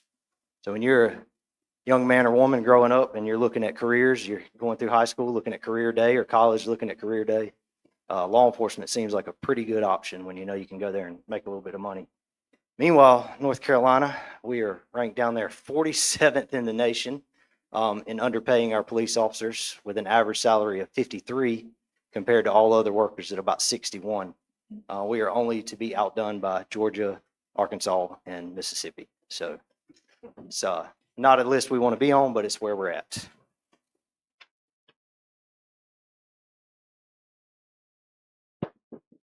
And trying to get a little bit more local to us here. North Carolina and Brunswick County, looking at some numbers here. North Carolina, we got about 10.8 million residents, which is an increase in about 3.8% since 2000. Compare that to Brunswick County, we have increased 17% since that same time frame, up to 159,000 residents, and it's growing every day. Everyone sees it. Median housing value compared across the state, we're higher. Median household income is higher here. Poverty rate is lower. And this interesting fact is the percent of the workforce population is actually lower in Brunswick County than it is in the rest of the state. So while our population is continuously growing and growing, our workforce population, which we're trying to recruit from, is not. They're either retirement age or school age. So less than half the population is even in the workforce to do this type of work. So just some backstory there. That you just see the problems that we face are compounded, just growing.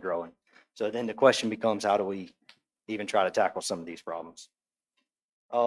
Again, this is some more information from IACP talking about the generation Y and Z, which is in the workforce right now. Nothing bad against them. It's facts. They have a detachment from institutions. Most of your officers here in the workforce have been here for years and years. The ones that we have here are dedicated to the institution. Trying to hire new recruits and get that same dedication out of them, it's not, most likely not going to happen. Much more concerned, excuse me, with work-life balance. Need to be improved or involved with decision-making, and participation is enough to be rewarded. Lack of career advancement opportunities is one of the leading causes for leaving employers. And that's an important one to remember. And we're going to talk about one of the implementations I'm requesting is based on one of those facts there, the lack of career advancement opportunities. Money is not a motivator. However, the absence of money is a demotivator. And they've done some studies and found that an unhappy employee will leave his or her job for as little or less than 5% income. If they're not happy with their job, they get a 5% offer somewhere else, they will pack up and go. Meanwhile, a happy employee needs up to 20% to leave their employer. So we got to look after our people, keep them happy, keep them here. And that's where that, money's not necessarily a motivator. And then, of course, equipment is directly related to how an employee feels. That's just something to keep in mind as we head into budget, which is a different topic. We're not getting into all that. But all the studies show that employees that are given equipment that is nice equipment, they take better care of it. They feel more valued by the employer providing them that equipment. On the opposite end of the spectrum, agencies that are shared equipment, shared radios, shared patrol cars, things like that, they don't feel valued there. So just things to keep in mind. And again, I'm not trying to rush, but I am trying to be respectful to everyone's time. Another study here, some challenges. As you can see, what some of the employers are looking at.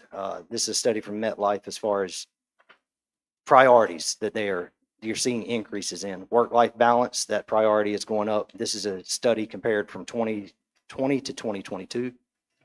Training and advancement opportunities is more important.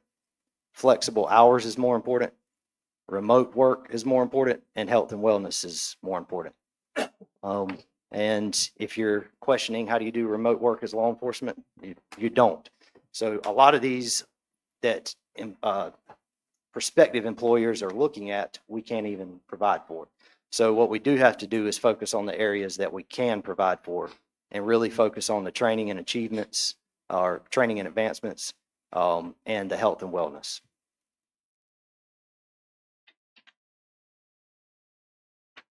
Right now, what we recruit is BLET certified law enforcement officers. They have to be a graduate of BLET. Most of the time, that is your young adults. This is typically their first job. Not always. The exception to the rule is the 40-year-old who decided they want a career change and go to BLET. But for the most part, it's your young adults fresh out of college that are looking for their first real job. And one of the challenges is how do we keep them engaged? The other type of person that we recruit is your lateral transfers. They are already North Carolina certified with another agency. They have prior experience. Oftentimes they're looking for a little more relaxed environment, but a challenge becomes you cannot afford a pay cut. If you've been working the downtown district of Wilmington, working bars for 10 years and you're tired of it and you want to come a little somewhere down here and have a little bit more family atmosphere, but Wilmington's paying you 65 or 70, it's hard to take that pay cut to 49. So it's again, a hurdle we face. And then out-of-state transfers are very similar. They've got prior experience. The difference is we got to send them to a little bit of North Carolina training to get them certified here. But got to consider the cost of relocating to North Carolina, how much it costs to live in Brunswick County now.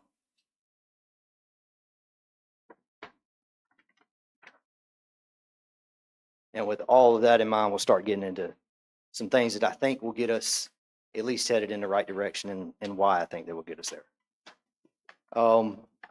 Salaries and benefits is one more consideration that those under 35 are obviously much more concerned with salary, whereas once you hit that 35 age, you're starting to settle down with wife, husband, family, kids. You're a little more concerned with the benefits. What is my retirement going to look like? Where am I going to be at the end of this? So just something to consider. But anyway, career advancement opportunities. Right now, we have no specialized units. And this goes back to the question I asked of how do we keep people engaged when they come here? If you hire that, 23, 24-year-old kid right out of college, a lot of times they're looking for, hey, what can I do? I want to be on a SWAT team. I want to be on a Marine Patrol unit. I want to fly the helicopter. And there are a lot of agencies that offer a lot of great things. And I just have to tell them flat out, that's not us. We don't offer that. So what we can offer is all the training that you can attend. We can work with you as much as we can on work-life balance. We really try to support our employees and make it a family here. But one of the things that we need to do is we need to be able to offer them some internal rank structure. Right now, everyone is a police officer, and that's great. Whether they've been here a week or 20 years, they're police officers. And we really need to consider looking at making a rank structure of police officer 1, 2, and senior. And it doesn't necessarily have to come with responsibility or anything. I don't want to say responsibility, supervisory roles. How about that? That's what I'm saying. It doesn't necessarily come with a role of supervision, but just an internal rank structure based on training, experience, and longevity to let them know that, once you're here for a little bit of time, you do have potential to move up in the ranks. With that, we also need some hiring range options so that we can hire people in, like that 10-year officer I was talking about from Wilmington PD who's tired of working the bar district downtown. We need the option to bring him or her in as a PO2 instead of, the $49,800 base salary that everyone else comes in at. And then commendation ribbons, just a little tidbit on that Y and Z generation where we need the participation awards. I hate to say it like that, but we're going to call it what it is. And then the cadet program, and we'll talk about that here as well. this is what the career advancement structure would look like. A police officer one would be any officer less than 5 years of experience. It doesn't matter where that experience is. So if they've done 4.5 years in Wilmington and they decide to come here, they're police officer one. A police officer would need their intermediate law enforcement certificate. So if they did time here, had their 5 years law enforcement experience, no matter where it was at, and they also maintain their intermediate law enforcement certificate, then they would be eligible for a police officer two position. And then to be a senior police officer on Holden Beach, it would be a step above that. You would need your advanced law enforcement certification, 10 years law enforcement experience, but a minimum of 5 of those years would need to come here on the island. Because even though outside experience is great, we still need that time here on the island, getting to know the people, the streets, the community, and really serving here in the community before you go to that senior level. That's my idea of what the career advancement opportunities would look like here. The cadet program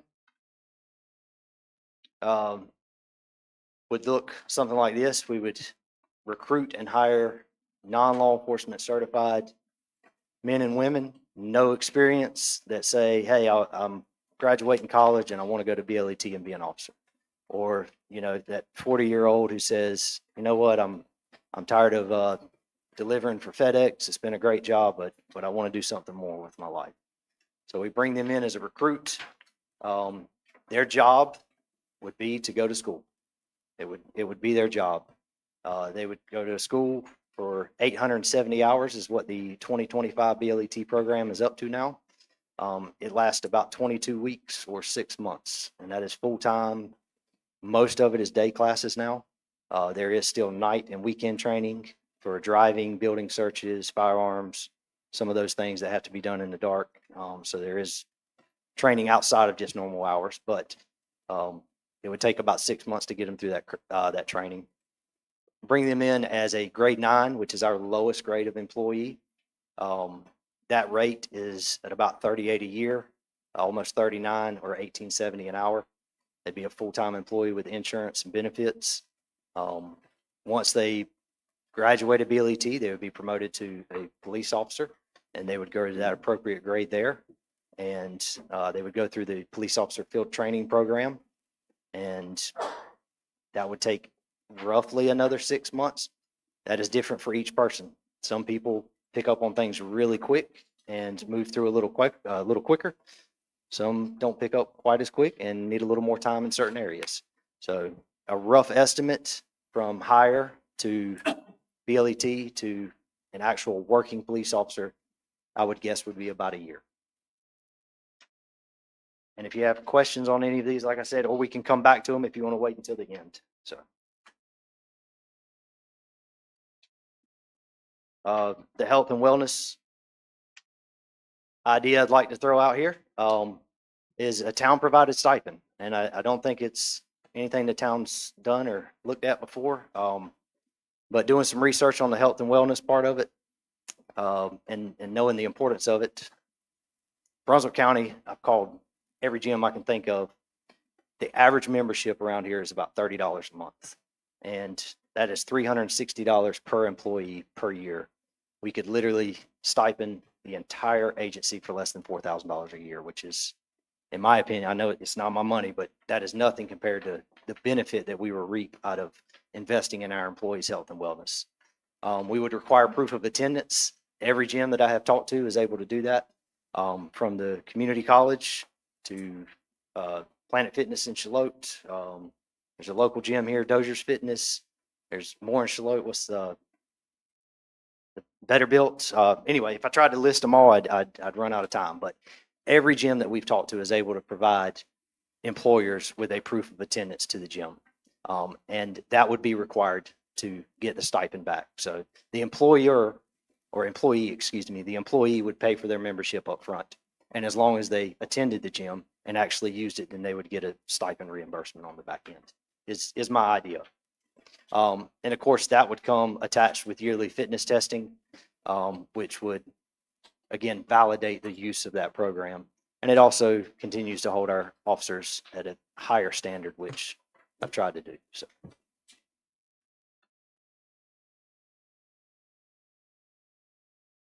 commendation awards would look something like this. We need to go through and document and develop a policy for criteria. Things like Medal of Honor, Medal of Valor, Distinguished Service. A lot of these, I would hope Purple Hearts, I would hope officers never actually receive here, but I think it's something we need to look at so that if an officer ever is in a situation, we can recognize them for the service they've done. Military service medals, recognizing the service that they did prior to being here. What you will mostly see is your training achievement medals. We should get a lot of those going, and special service medals. So there's just some ideas we threw out there. Again, none of these are, documented through criteria right now, but if the board is on board with any of these things, we can definitely run forward with it. And kind of my suggested implementation priority order. To me, all four of them, we can run simultaneously, and I think they all need to go. But first and foremost is the ranks. I think that opens up the lateral transfers, both in-state and out-of-state, to say, hey, I don't just have to bring you in as a police officer. I can bring you in as a PO2 if you meet the criteria. So I think it opens the door immediately for lateral transfers. The cadet program would then open the door for people that are not even BLET certified. So I think those two have to be prioritized. And then the health and wellness, I think is just, it's a benefit that we have to provide. Actually thinking about it, I don't know why we're not already providing it.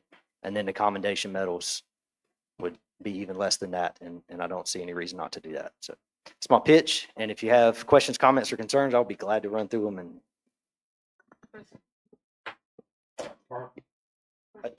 Chris, do you want to? I was just going to say to maybe help the board a little bit. I know that you're trying to do interest of time, but you and I spent a long time talking about this in December. And so can you give them a little bit more of the explanation you gave me on the cadet program in terms of comparing us to what other agencies in the county are doing as far as how many are doing that? And also, can you touch a little bit on how BCC is changing their classes around for the board's benefit before they ask you questions? Yes. So I will first answer the BLET question. So when Frank and I went through BLET, we worked all day to pay our rent, lights, and utilities, and then we went to class all night. That is how Brunswick County ran its BLET program forever until January of 2025. They have switched to full daytime classes. You're a full-time Monday through Friday plus nights and weekends student at BLET program now because the 870 hours that are now required. So the working adult trying to pay their way through college is really no longer an option with BLET. It's just not. You're going to have to either still live at home with your parents or take loans out to make it through. It's just that dream of, working your way through BLET is just, it's long gone. So that's where we're at with that. And as far as the cadet program goes, Brunswick County has run, and there's probably more, but Charlotte, Southport, Sunset Beach, and Oak Island, I've got confirmed numbers from. I know they're all running a cadet program. I'm pretty sure Leland is too, but I have not gotten confirmed numbers from them, so I'm not going to include them. But of the 4 agencies that we were able to confirm, they've run 17 cadets through their programs. Out of those 17, they've had a 76% retention rate. 2 of the 17 failed BLET. They did not make it out. And then 2 made it through BLET, but they did not make it through the field training program. So you're not going to have 100% success rate. The career is just not for everyone. And that's where we're at. But out of those 4 agencies, they have successfully run 17 candidates with a 76% retention rate. What does that mean, a retention rate? Do you mean that they made it through and they stayed for a year, or they stayed for 5 years, or they just made it through? They've made it through and they're all still there. Some of them have been running this for a couple of years. Some of them are still in the process. So like the last class that just graduated, I consider that a retention rate, but technically that employee has only been at that agency for about 3 months. So is there any, if you pay for them to go through this for a year, do they have any obligation to stay with you for any length of time? Or they have to pay the money back? They do not. So here's make sure I got this right. 1, 2, 3. Southport, Charlotte, and Sunset are all doing this without a contract. They require no contract. Oak Island Police Department actually requires a contract when they do their cadet program. But talking directly with the chief, they do not enforce the contract because the cost it would to have the attorney go to court, take them through it, the reimbursement is just not worth it. And basically they've been told, yes, you can get them to sign the contract, but the town is not pushing the envelope. With 3 agencies not requiring a contract and 1 requiring it, if I'm looking for a job, personally, I'm going to go seek one of the ones. So Interesting. if we do that, which I hope we will, I think we need to be in the no contract section of the, those agencies. As far as the contracts go, there is a gentleman's agreement among the chiefs, and I will say that. And I'm going to be That if you Probably. put one through, someone else won't take him. correct, and I don't. We all have a gentleman's agreement, and I probably shouldn't say this. This chief doesn't even know this. He's gonna be mad at me. I'm gonna tell you a true story. Easy, chief. We had a cadet that graduated through one of these programs that came and talked to me. And as soon as I found out that he went through the program, I thanked him for his time, and I told him he needed to go back home. That no chief around here, and it's a gentleman's agreement, no chief around here is going to touch somebody until they have made good with that agency. If that cadet stays with that agency for a couple of years and then he or she is unhappy and wants to come talk to me, I will be glad to entertain the conversation. But, that's just, you've got to give that agency some time. So there is that gentleman's agreement. So let me build on that a little bit. Yes. So what is the investment? Is it the 38,000 salary, or how much we put into somebody to get them Yes. through the program? The investment, of course, would be their salary and benefits, it's insurance, that whole 9 yards. That would be the investment. And what you're getting back out of them for that is the work that they're doing while they're putting it in. Aside from that, you're going to have to pay for their books and their uniforms. And they don't wear these uniforms in BLET. They wear much more watered down with a polo, things like that. Talking to the other chiefs and what they're spending, it's about $2,000 to $2,500 per cadet to put them through school. So that is where your cost is going to be coming out of your budget. It's about, I'm just going to go on the high end and say about $2,500 to put What them about through the school. tuition? The tuition is covered. Oh, okay. Yes, there is no tuition. You got the cost of books and uniforms. So That's fine. Chief, thanks for bringing this to us. I was a self-supporting student when I went through school, and it was a nightmare. And way back then, it was a doable thing. I think, I'm pretty sure that recruitment and retention was my top priority for this year's budget process. So this is very timely.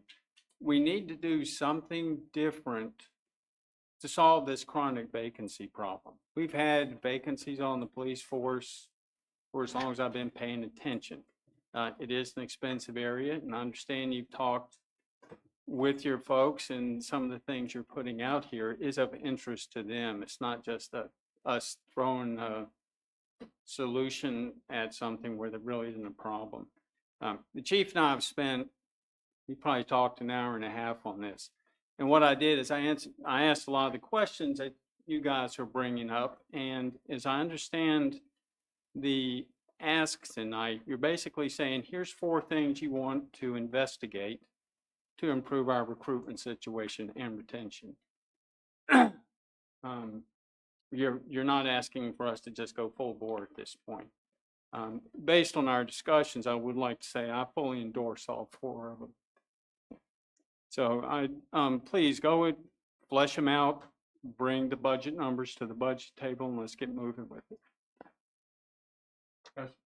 Yeah, it appeared to me from looking at it that you and the town manager are empowered to do a lot of this. I mean, yeah, there's budget implications, but I mean, what is it you need us to approve versus you're just telling us you're doing it? so here's where I'm at with it. if the board supports this and they're ready for it, or would be interested in entertaining this, I would love to go through the process of creating, well, not me personally, but working with the human resources, creating the job descriptions and positions for police officer 1, 2, and senior police officer, and bringing that back to the board for approval. Creating a cadet hiring program and bringing that back for approval. I just did not want to go through the process of writing job descriptions and bringing that to the board with them saying, hey, we had no interest in this. So if this is where the board's at and they say, yes, we love it, go forward, let's do it, then I'm all about bringing that back to the board for approval. If it's not something you're interested in, then I just don't want to start writing job descriptions that are never going to get implemented, if that makes sense. Yes, ma'am. I just want to say thank you, because this is obviously, you and Christy put a lot of time into this, and I appreciate that you're thinking outside the box. And, you've said to us before that money isn't going to solve the problem as far as pay, but I appreciate this. I definitely support all this. I almost think you're being a little too restrictive. I mean, what does it hurt to just give them the gym membership and, trying to see if they came or not? And, a lot of companies give gym memberships as one of their benefits. So, I think it's a lot of great ideas, and I totally support all of it. Can I have, Go ahead, Doc. I have 2 questions. As far as the cadet program goes, is there any task that they could do while they're in school on nights or weekends, like crowd control for the festival, or ride along with an officer to see what's going on, just have extra set of eyes?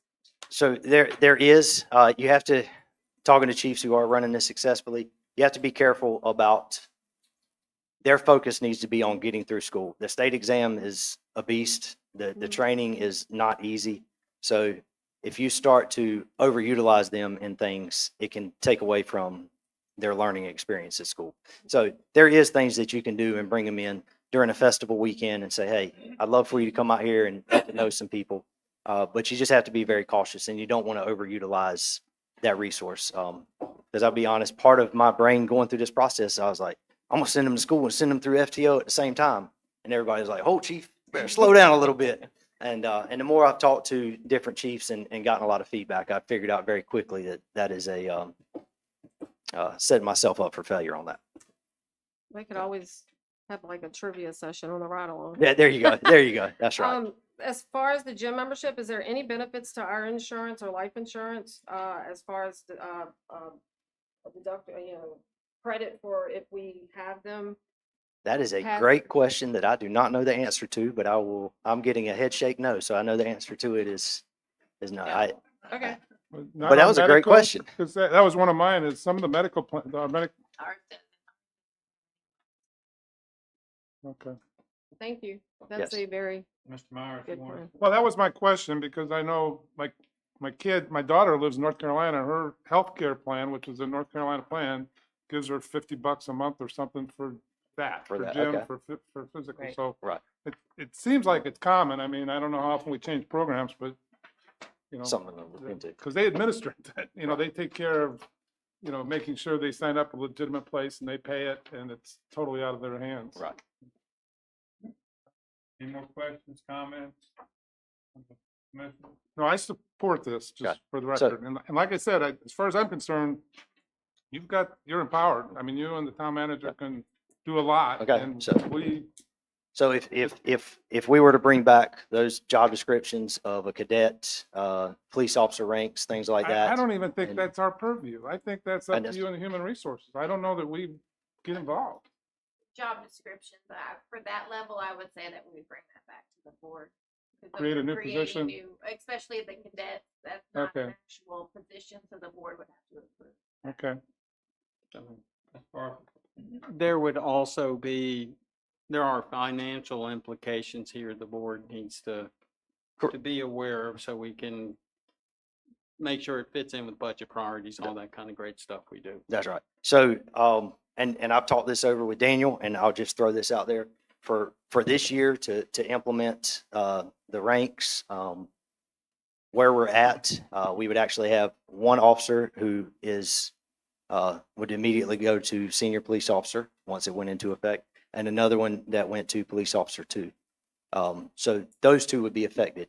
I also talked to him about just going ahead and counting the vacancy positions as police officer 2s, making them that level instead of counting them at the starting salary. And with all of those changes, in all honesty, the total this year was less than $14,000. So the impact was minimal, and the vacancies that we've had for this long would more than cover that. So there would be no budget amendment needed if we went that route. But that's where we're at with it. All right, let's just conclude this discussion on this item. So hold on, Mr. Mayor, I'd like to also thank the chief for his hard work on trying to come up with an alternative, and especially our town manager for her support also. And I, again, as the rest of the commissioners, I support this 100%. Thanks, sir. Thank you. Steve. I'd like to thank you all. And I want to say one more thing, just in case. There's no guarantee that any of this is going to work. So I'm doing my best, but if I still don't have anybody in 6 months, I don't. Hold up. Yeah, no, thank you all. Seriously, I appreciate it. Thanks, sir. Okay, ladies and gentlemen, we have now come to item number 20 on the agenda, public comments on anything you want to talk about. If you raise your hand and be recognized, the gentleman in the rear back corner there. Come to the podium and give us your name.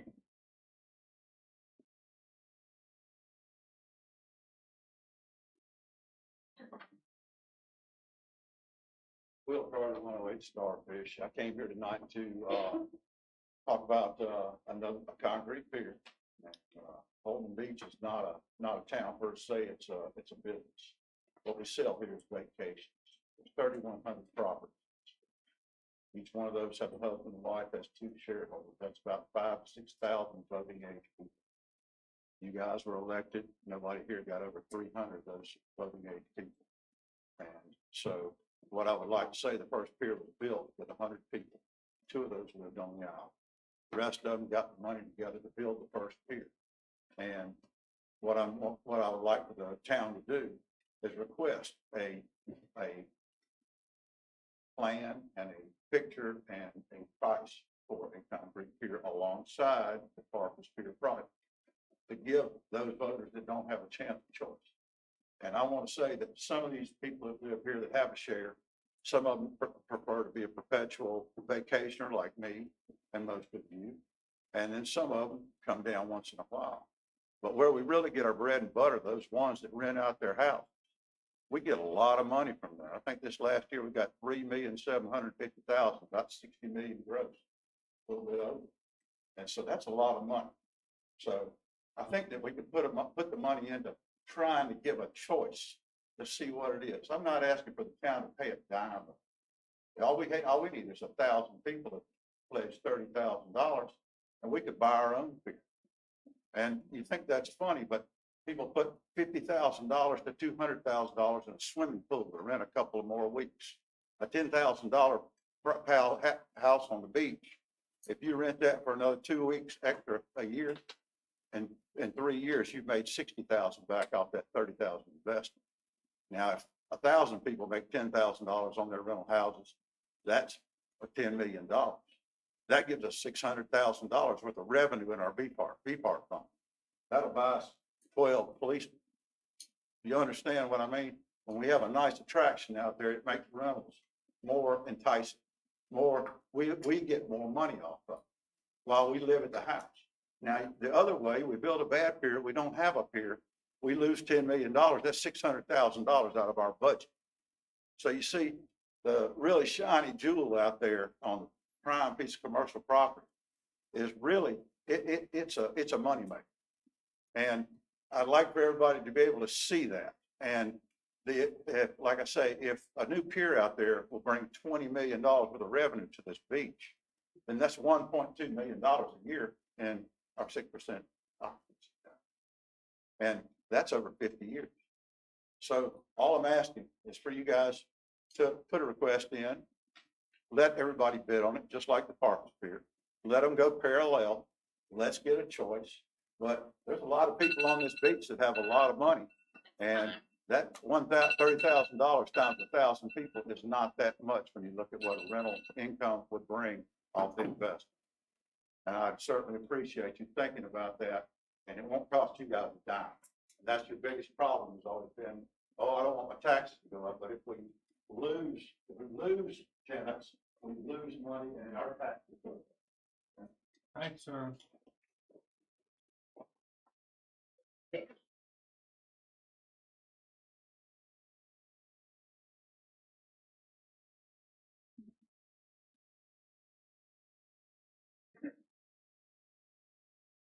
David Bond, 1171 Ocean Boulevard West. Couple items. DOT recently patched Seaview Drive. I could have done a better job myself, but that's permanent. We got a problem. It's awful. It was better before, so that's number one. Number two, in fact, I wrote the water billing system this town used to use. Today, I get 2 water bills from that. That cost us 75 cents a piece with the same address. Crazy. I echo Will Carter. This pier is something we can be really proud of. There's government money available. We need to go at it. Fifth is the town manager. I used to run one of the largest software companies in America. I hired people. We never did that. I don't understand it, and we need money. And where's the money coming from? I don't know, but I think it's crazy. Excuse me, we've got to be careful of DEI as well, because DEI is gone in America. We need to get the best candidate, not hire on a foot. The last thing is the erosion of the 1200 block. I don't know if anybody walks that way, but someone needs to take a look at it, because a Caterpillar truck scraper's come through, and that 6 foot of sand's not coming back. I can assure you. Thank you.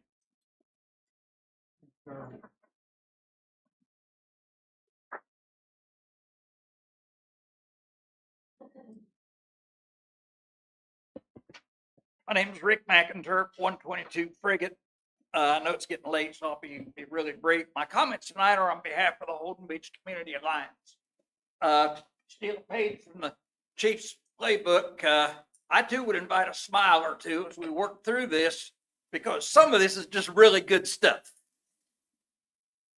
The Alliance would first of all like to thank the town staff and ultimately the Board of Commissioners for their assistance in making access to the pier building possible for a small team from our Board of Directors to go in the building. The purpose of the visit was to identify any items that needed to be preserved from the standpoint of historical significance. The visit took place on the morning of February 13th of 25. Upon entering the building, we quickly discovered that most of the items had already been removed prior to the town taking ownership. However, when we started looking behind counters, in closets, any place we could, we were able to identify about 40 items that we believe have historical value and should be preserved. Some of these items included an actual schematic drawing of the old campground area, along with the original keyboard where the keys to the motel and the apartments had been displayed. The original time clock and the rack for holding the time cards is still hanging on the wall outside the office area. We found 3 boxes of original fishing passes and walking tickets that you could buy at the door leading outside to the pier. We located the original box that was divided into sections where fishing weights were sorted by size and weight and were available to be sold to fishermen. That box is still there. Then, of course, there were about 5 mounted fish that are displayed throughout the building. Some are in better condition than others due to a rather healthy rodent population in the building. But all are presumed to have been caught right off of our fishing pier. Next, we look forward to working with the town to establish dates when we can enter the building again to remove the items that have been listed on our inventory sheet prior to the demolition of the building. The items, once removed, will be cleaned and stored until an appropriate location for their display is established, and this will be in some type of museum setting. We look forward to the next step in this process and wish to thank you again for your cooperation and support for the preservation of this portion of Holden Beach history. Thank you. Sure.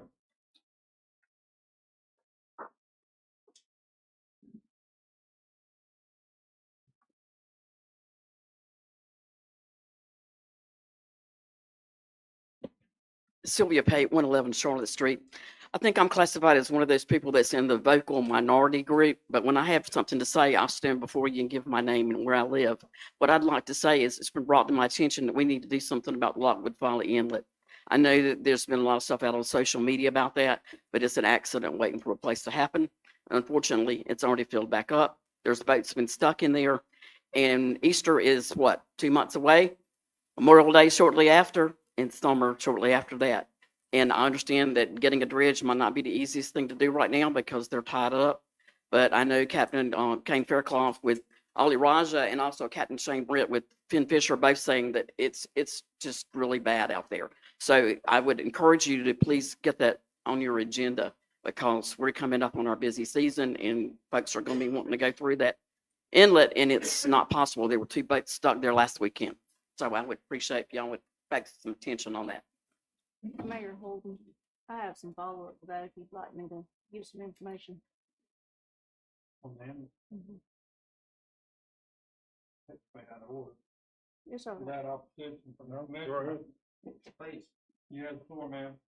The Corps of Engineers is anticipating dredging in the late April, early May timeframe as of the last correspondence. Will the sand be going on Holden Beach? That is not part of the crossing project. That's just regular maintenance dredging. But this year's sand actually goes to Oak Island. We're in the queue for next fiscal year. So are we paying for it this year? No. It was part of, it's in their fund sourcing for where we lobbied for them to get funds for O&M maintenance. Anybody else want to speak?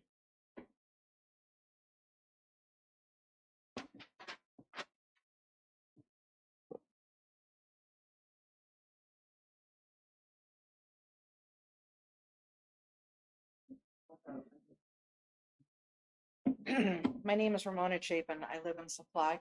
I'm really considering buying property here. My issue is as follows. I do not understand why you're spending large amounts of taxpayers' money on a nationwide search when you have people here in this building that could handle this job. Also, I know of 2 families that are not vacationing on this island because you have no interest in that here. That is all. Thank you very much. Thank you, ma'am.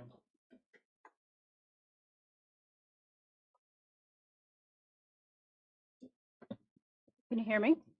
Yes, ma'am. Tracy Harris Rice, 167 Scotch Bonnet, and I too am a member of the, was it a vocal minority, is that what we were told? Yes. I have been a member of this community since 1983, and my parents or myself have been a taxpayer since 1986. I used to have so much pride in this little small family beach, but as of 2023, it has become more of an embarrassment to say I go to Holden Beach than anything else. The amount of infighting, block voting, underhandedness, lack of transparency, and clearly people driving their personal agendas is damaging the reputation of this island community. Eventually, I can see how this downward trend of our reputation could potentially harm the tourism, the small businesses, and real estate values. This board has made and continues to make questionable decisions, such as unjustifiably firing the last town manager, continuing to hire a search firm to find another town manager, and we've got a great one right here working now. Again, a decision to hire an unqualified town attorney, and now the town is being sued, so are we going to have to hire a contract attorney to try to help get through this lawsuit and spend even more money? The questionable decision about deciding on how to move forward on non-time sensitive decisions on January 28th, especially about the pier building, when not all of the viable options have even been considered and given equal time to explain how they could come to fruition and not even cost the town money. As a taxpayer, I want our tax dollars to be spent in a wise manner that benefits our community. And our community does not only consist of homeowners and full-time residents. It does include the people in our surrounding areas, as well as incoming tourists.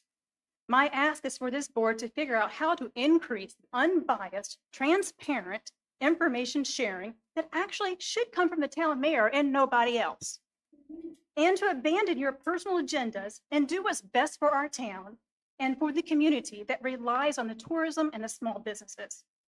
I'm not ready to give up on this small community despite the amount of embarrassment this board is bringing to us. But going forward, I will be changing my voter registration so I can vote here so that my vote can make a difference in this small community and hopefully restore some pride in this community.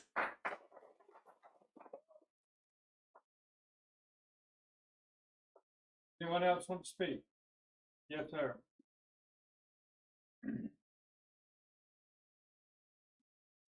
Evening, folks. I'm Brent Shaver, 121 Tarpon. You guys have multiple time-sensitive issues in the lake these days. And I just want to thank the town staff, the board of commissioners, for the amount of time you're devoting to solving these issues. I think you're moving forward, making good progress. And in spite of a lot of obstacles that are continually put up in front of you. So I just want to thank you for that. And that's what I got to say. Thanks, sir. Anyone else want to? Yes, sir.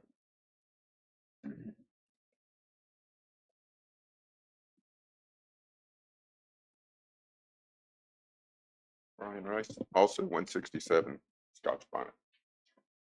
One of the concerns I have, and before we get too far down the line, there's been a lot of conversation tonight about search firm for the town manager. I think we need to reflect on the circumstances behind the termination of our previous town manager. It appears from reviewing the minutes that it was done quickly, raised, discussed, and voted upon between the November and December meetings. And so this raises a few questions for me in particular. Why the rush? Was this discussed within the full Board of Commissioners? Was Mr. Merritt aware that his performance is even being evaluated? And then finally, what does this say to other town employees regarding the selection process?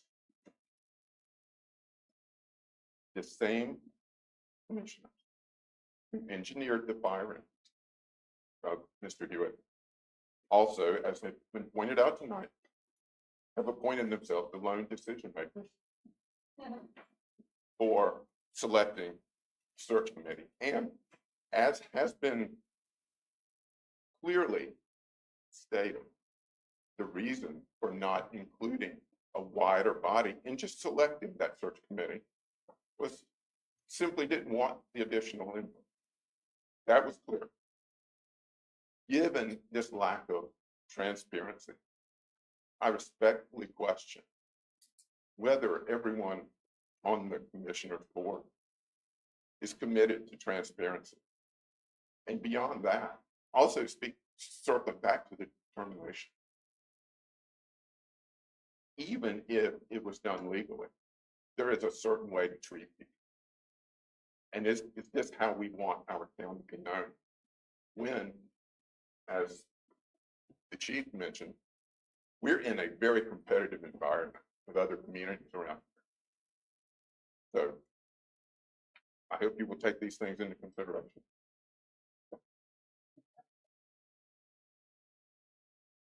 Anyone else want to speak about anything on your mind?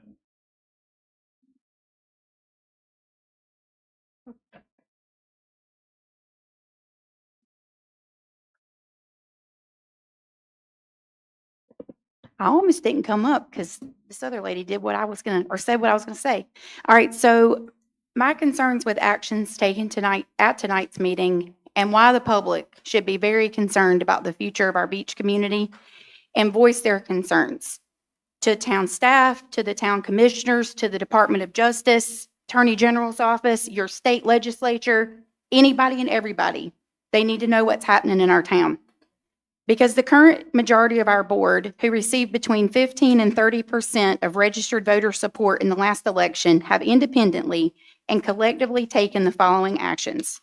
They have changed our rules of procedure to restrict the mayor's power from voting on all matters in the event of a tie before the board. They terminated our town attorney by not accepting his resignation and then hired a new attorney who is a constituent of the town that publicly admitted she wasn't experienced with municipal law issues rather than selecting a more experienced firm to represent us. This attorney works for the entire board, yet is frequently contacted by 3 of the 5 commissioners with requests to complete legal research and support their intended actions discussed in private. That could explain why the board and the public was blindsided by the addition of the agenda item 8A tonight. For clarification regarding the Superior Court action that was filed against the town, I absolutely love my town. I made 3 attempts to get resolution before filing the complaint. It is extremely difficult for a judge to issue a temporary restraining order when the issue doesn't personally and directly impact a property owner, such as condemnation. My interest in the pier property, like yours, is 1 out of 3,000.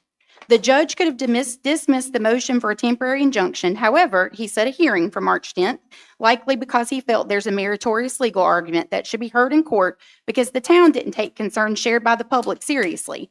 I will add that my concerns aren't just related to the quorum statute as it relates to our charter, it's also our rules of procedure. This same majority also terminated the town manager and self-appointed themselves to a committee to select a recruitment firm without any input or discussion with other commissioners, the mayor, or their constituents. One of these subcommittee members inaccurately reported the cost of the 3 lowest bids received from the search firms in his spreadsheet comparison in an attempt to justify their recommendation. I do hope that the community is more involved in the next steps in this recruitment process. So I ask, where is transparency? Where is accountability? Is our town making decisions that could subject us to civil liability and more mismanagement of taxpayer funds or invalid contracts? What do all of these decisions mean to you? And if they concern you, speak out.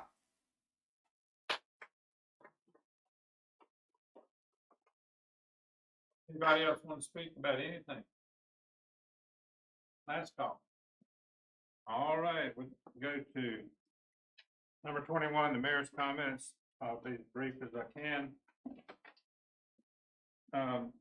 Periodically, I try to go from one end of the island to the other, up and down the ocean front, looking for hazards and so forth as your emergency director, the mayor. The extreme west end, as pointed out earlier by a speaker, 1200 block. The escarpment line in some places is over 6 feet. And having been here a long, long time, I can assure you that it hasn't been that many years ago that the escarpment line was a couple hundred yards toward north from where it is. And then the accretion created dunes and sea oats and beach grass and so forth as the escarpment line moved to the south. It comes and goes. In the wintertime it erodes, in the summertime it comes back. However, the westernmost part of the island, right now, the very tip, the western tip of the island, part closest to the Ocean Isle Beach, continues to migrate westerly. I was down there about 10 days ago, and we now have a little harbor there where the boats can, next summer, unless something changes, the boats can come up and anchor up, come up on the shore and enjoy a good afternoon of beach activities and so forth like I've never seen before. And the erosion to the east of that newly created water area, what I call a fish hook, is migrating to the east, which means it's getting closer to the houses on the very west end at the cul-de-sac. That property there is owned by North Carolina State University. For years, the town manager, Mr. Hewitt, and I have been working with North Carolina State, trying to get them to donate a vehicular emergency access down there, and we continue to have a report up through the end of the year. Last year, I don't know where we're gonna go now, but that is something we're gonna try to pursue, hopefully. But be assured that the escarpment line will round out, and it will be just fine, come probably June, July. It has damaged some of the walkways and the steps and so forth, but overall, it's in pretty good shape. I have full confidence in that will happen. The second thing is, I think the town, unless I'm mistaken, did the town ever officially notify the Holden Beach Chapel in regards to the future use, potential use in Easter? Have we notified them that we are or not going to get them consider the use for the Easter service down there? Was that, I don't think there was a request last year. Well, it's been a standing practice, and I think it's only fair that officially the town notifies the chapel, yes or no. I'm not advocating one way or the other because I don't want to get in any more trouble, because according to an email, I'm not doing my job. So I'm just gonna ask the board to notify the Holden Beach Chapel, yes, you consider letting them use it, or no, they can't, because Easter's gonna be here shortly and they've got to go somewhere. If they're gonna go elsewhere, are we gonna allow them to use the picnic area or anywhere that the town controls? Somebody needs to notify them, please, what our intentions as a town are. Otherwise, thank you for your time, and Mr. Myers. Sure. I'd like to thank everyone for coming and attending, and those of you listening online. We are continuing to try to improve our audio video broadcasting. This is the first time we're actually on YouTube instead of Facebook. So if you're listening online, please let us know how well this goes. Hopefully the audio is better and where we can improve, but thank you. Mr. Smith, you got any comments? Yes, sir. First of all, I'd like to apologize for not being able to be there this evening. I was not released to travel at all, so I'm quarantined to a small area. I will do my very best to be available as quickly as I can. And I really am looking forward to being there for our next Board of Commissioners meeting. This is, I'd rather be there than where I'm at here. So, also, I'd like to comment on the search for a town manager. Again, I'm surprised that we didn't try to find something less expensive as diligently through multiple budget meetings as they wanted to scrutinize every dollar that some of the commissioners wanted to scrutinize every dollar that was spent. They go and want to hire not the cheapest. They pick their own, the one that they wanted, which when it comes to anything else, even $100 made a difference a year ago as to what we did or who we hired for the job. And now they want to spend 30 grand, and that's plus. And we, again, I believe we've got the availability of a perfect candidate in house. Other than that, I want to thank everybody for being there this evening, and again, apologize for my absence. Everybody have a good rest of the month, and I hope to see y'all in March. Thank you. Ms. Thomas? I just wanted to thank everyone for coming. I appreciate you being here, and have a good night. Dr. Dyer? Yes, I'd like to make a couple of comments on some issues that have arisen.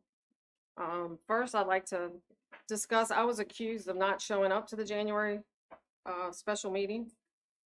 I was also asked why I was not there. Since I was accused of not showing up, I do want to say that the January 21st regular scheduled meeting was canceled due to weather. I was under the impression there were no time-sensitive items, so we could move the items to the February meeting. As far as time-sensitive items, I was told that the demolition of the pier building was something that needed to be acted on immediately. What concerns me about this is I've tried for a year to have an RFP put out for a private-public partnership. This private-public partnership would involve demolition, rebuilding of the building, and no cost to the town. I tried to bring this in the November meeting. I was told that it needed to be removed from the agenda because it was premature based on the plan adopted in April. Another commissioner said they were in favor of exploring, but does not feel that it's the right time. We need to stick with the plan and not go off on a tangent. When we reach the point that they're there with specific plans for a project, we can explore the potential of a private-public partnership. So I was told that this was a timing situation and there was no rush to do this. And now we had to have a decision made in a special meeting. I scheduled all my activities around the meetings that are scheduled a year in advance. I gave 5 dates of when I would be available immediately coming back into town on Thursday. I was at a conference that I'm required by my license to have 20 hours of continuing education. I attended the same conference based on the scheduling of our meetings the prior year. And I've been on the board for 3 years. I have not missed one single scheduled meeting.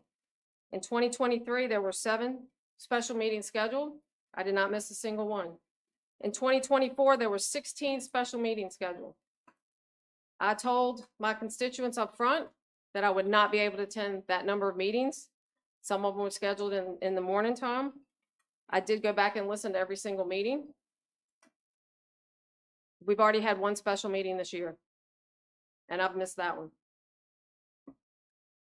The other thing I'd like to touch base on is being a part of the board that purchased the pier property.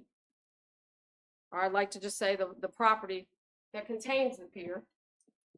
There was a $3 million wasteful spending, and the board of commissioners at that time did not listen to the majority of the voters or the property owners.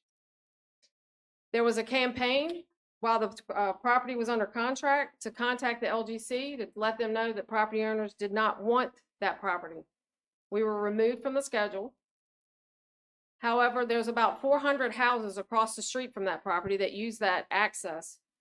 Their rental properties rely on that property so that people that rent their homes have access to the beach. There are people that own houses that want to get to the beach without walking all the way down to Starfish.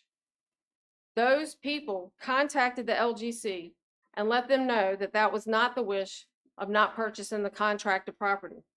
With that response, the LGC put us back on the schedule the next month at a cost of $154,000 in interest on the contract. That property was purchased for an emergency access, a handicapped access, or ADA compliant access, and an access for those homeowners that live directly across from that had been using the property to access the beach that the previous owner allowed the town to use at no cost.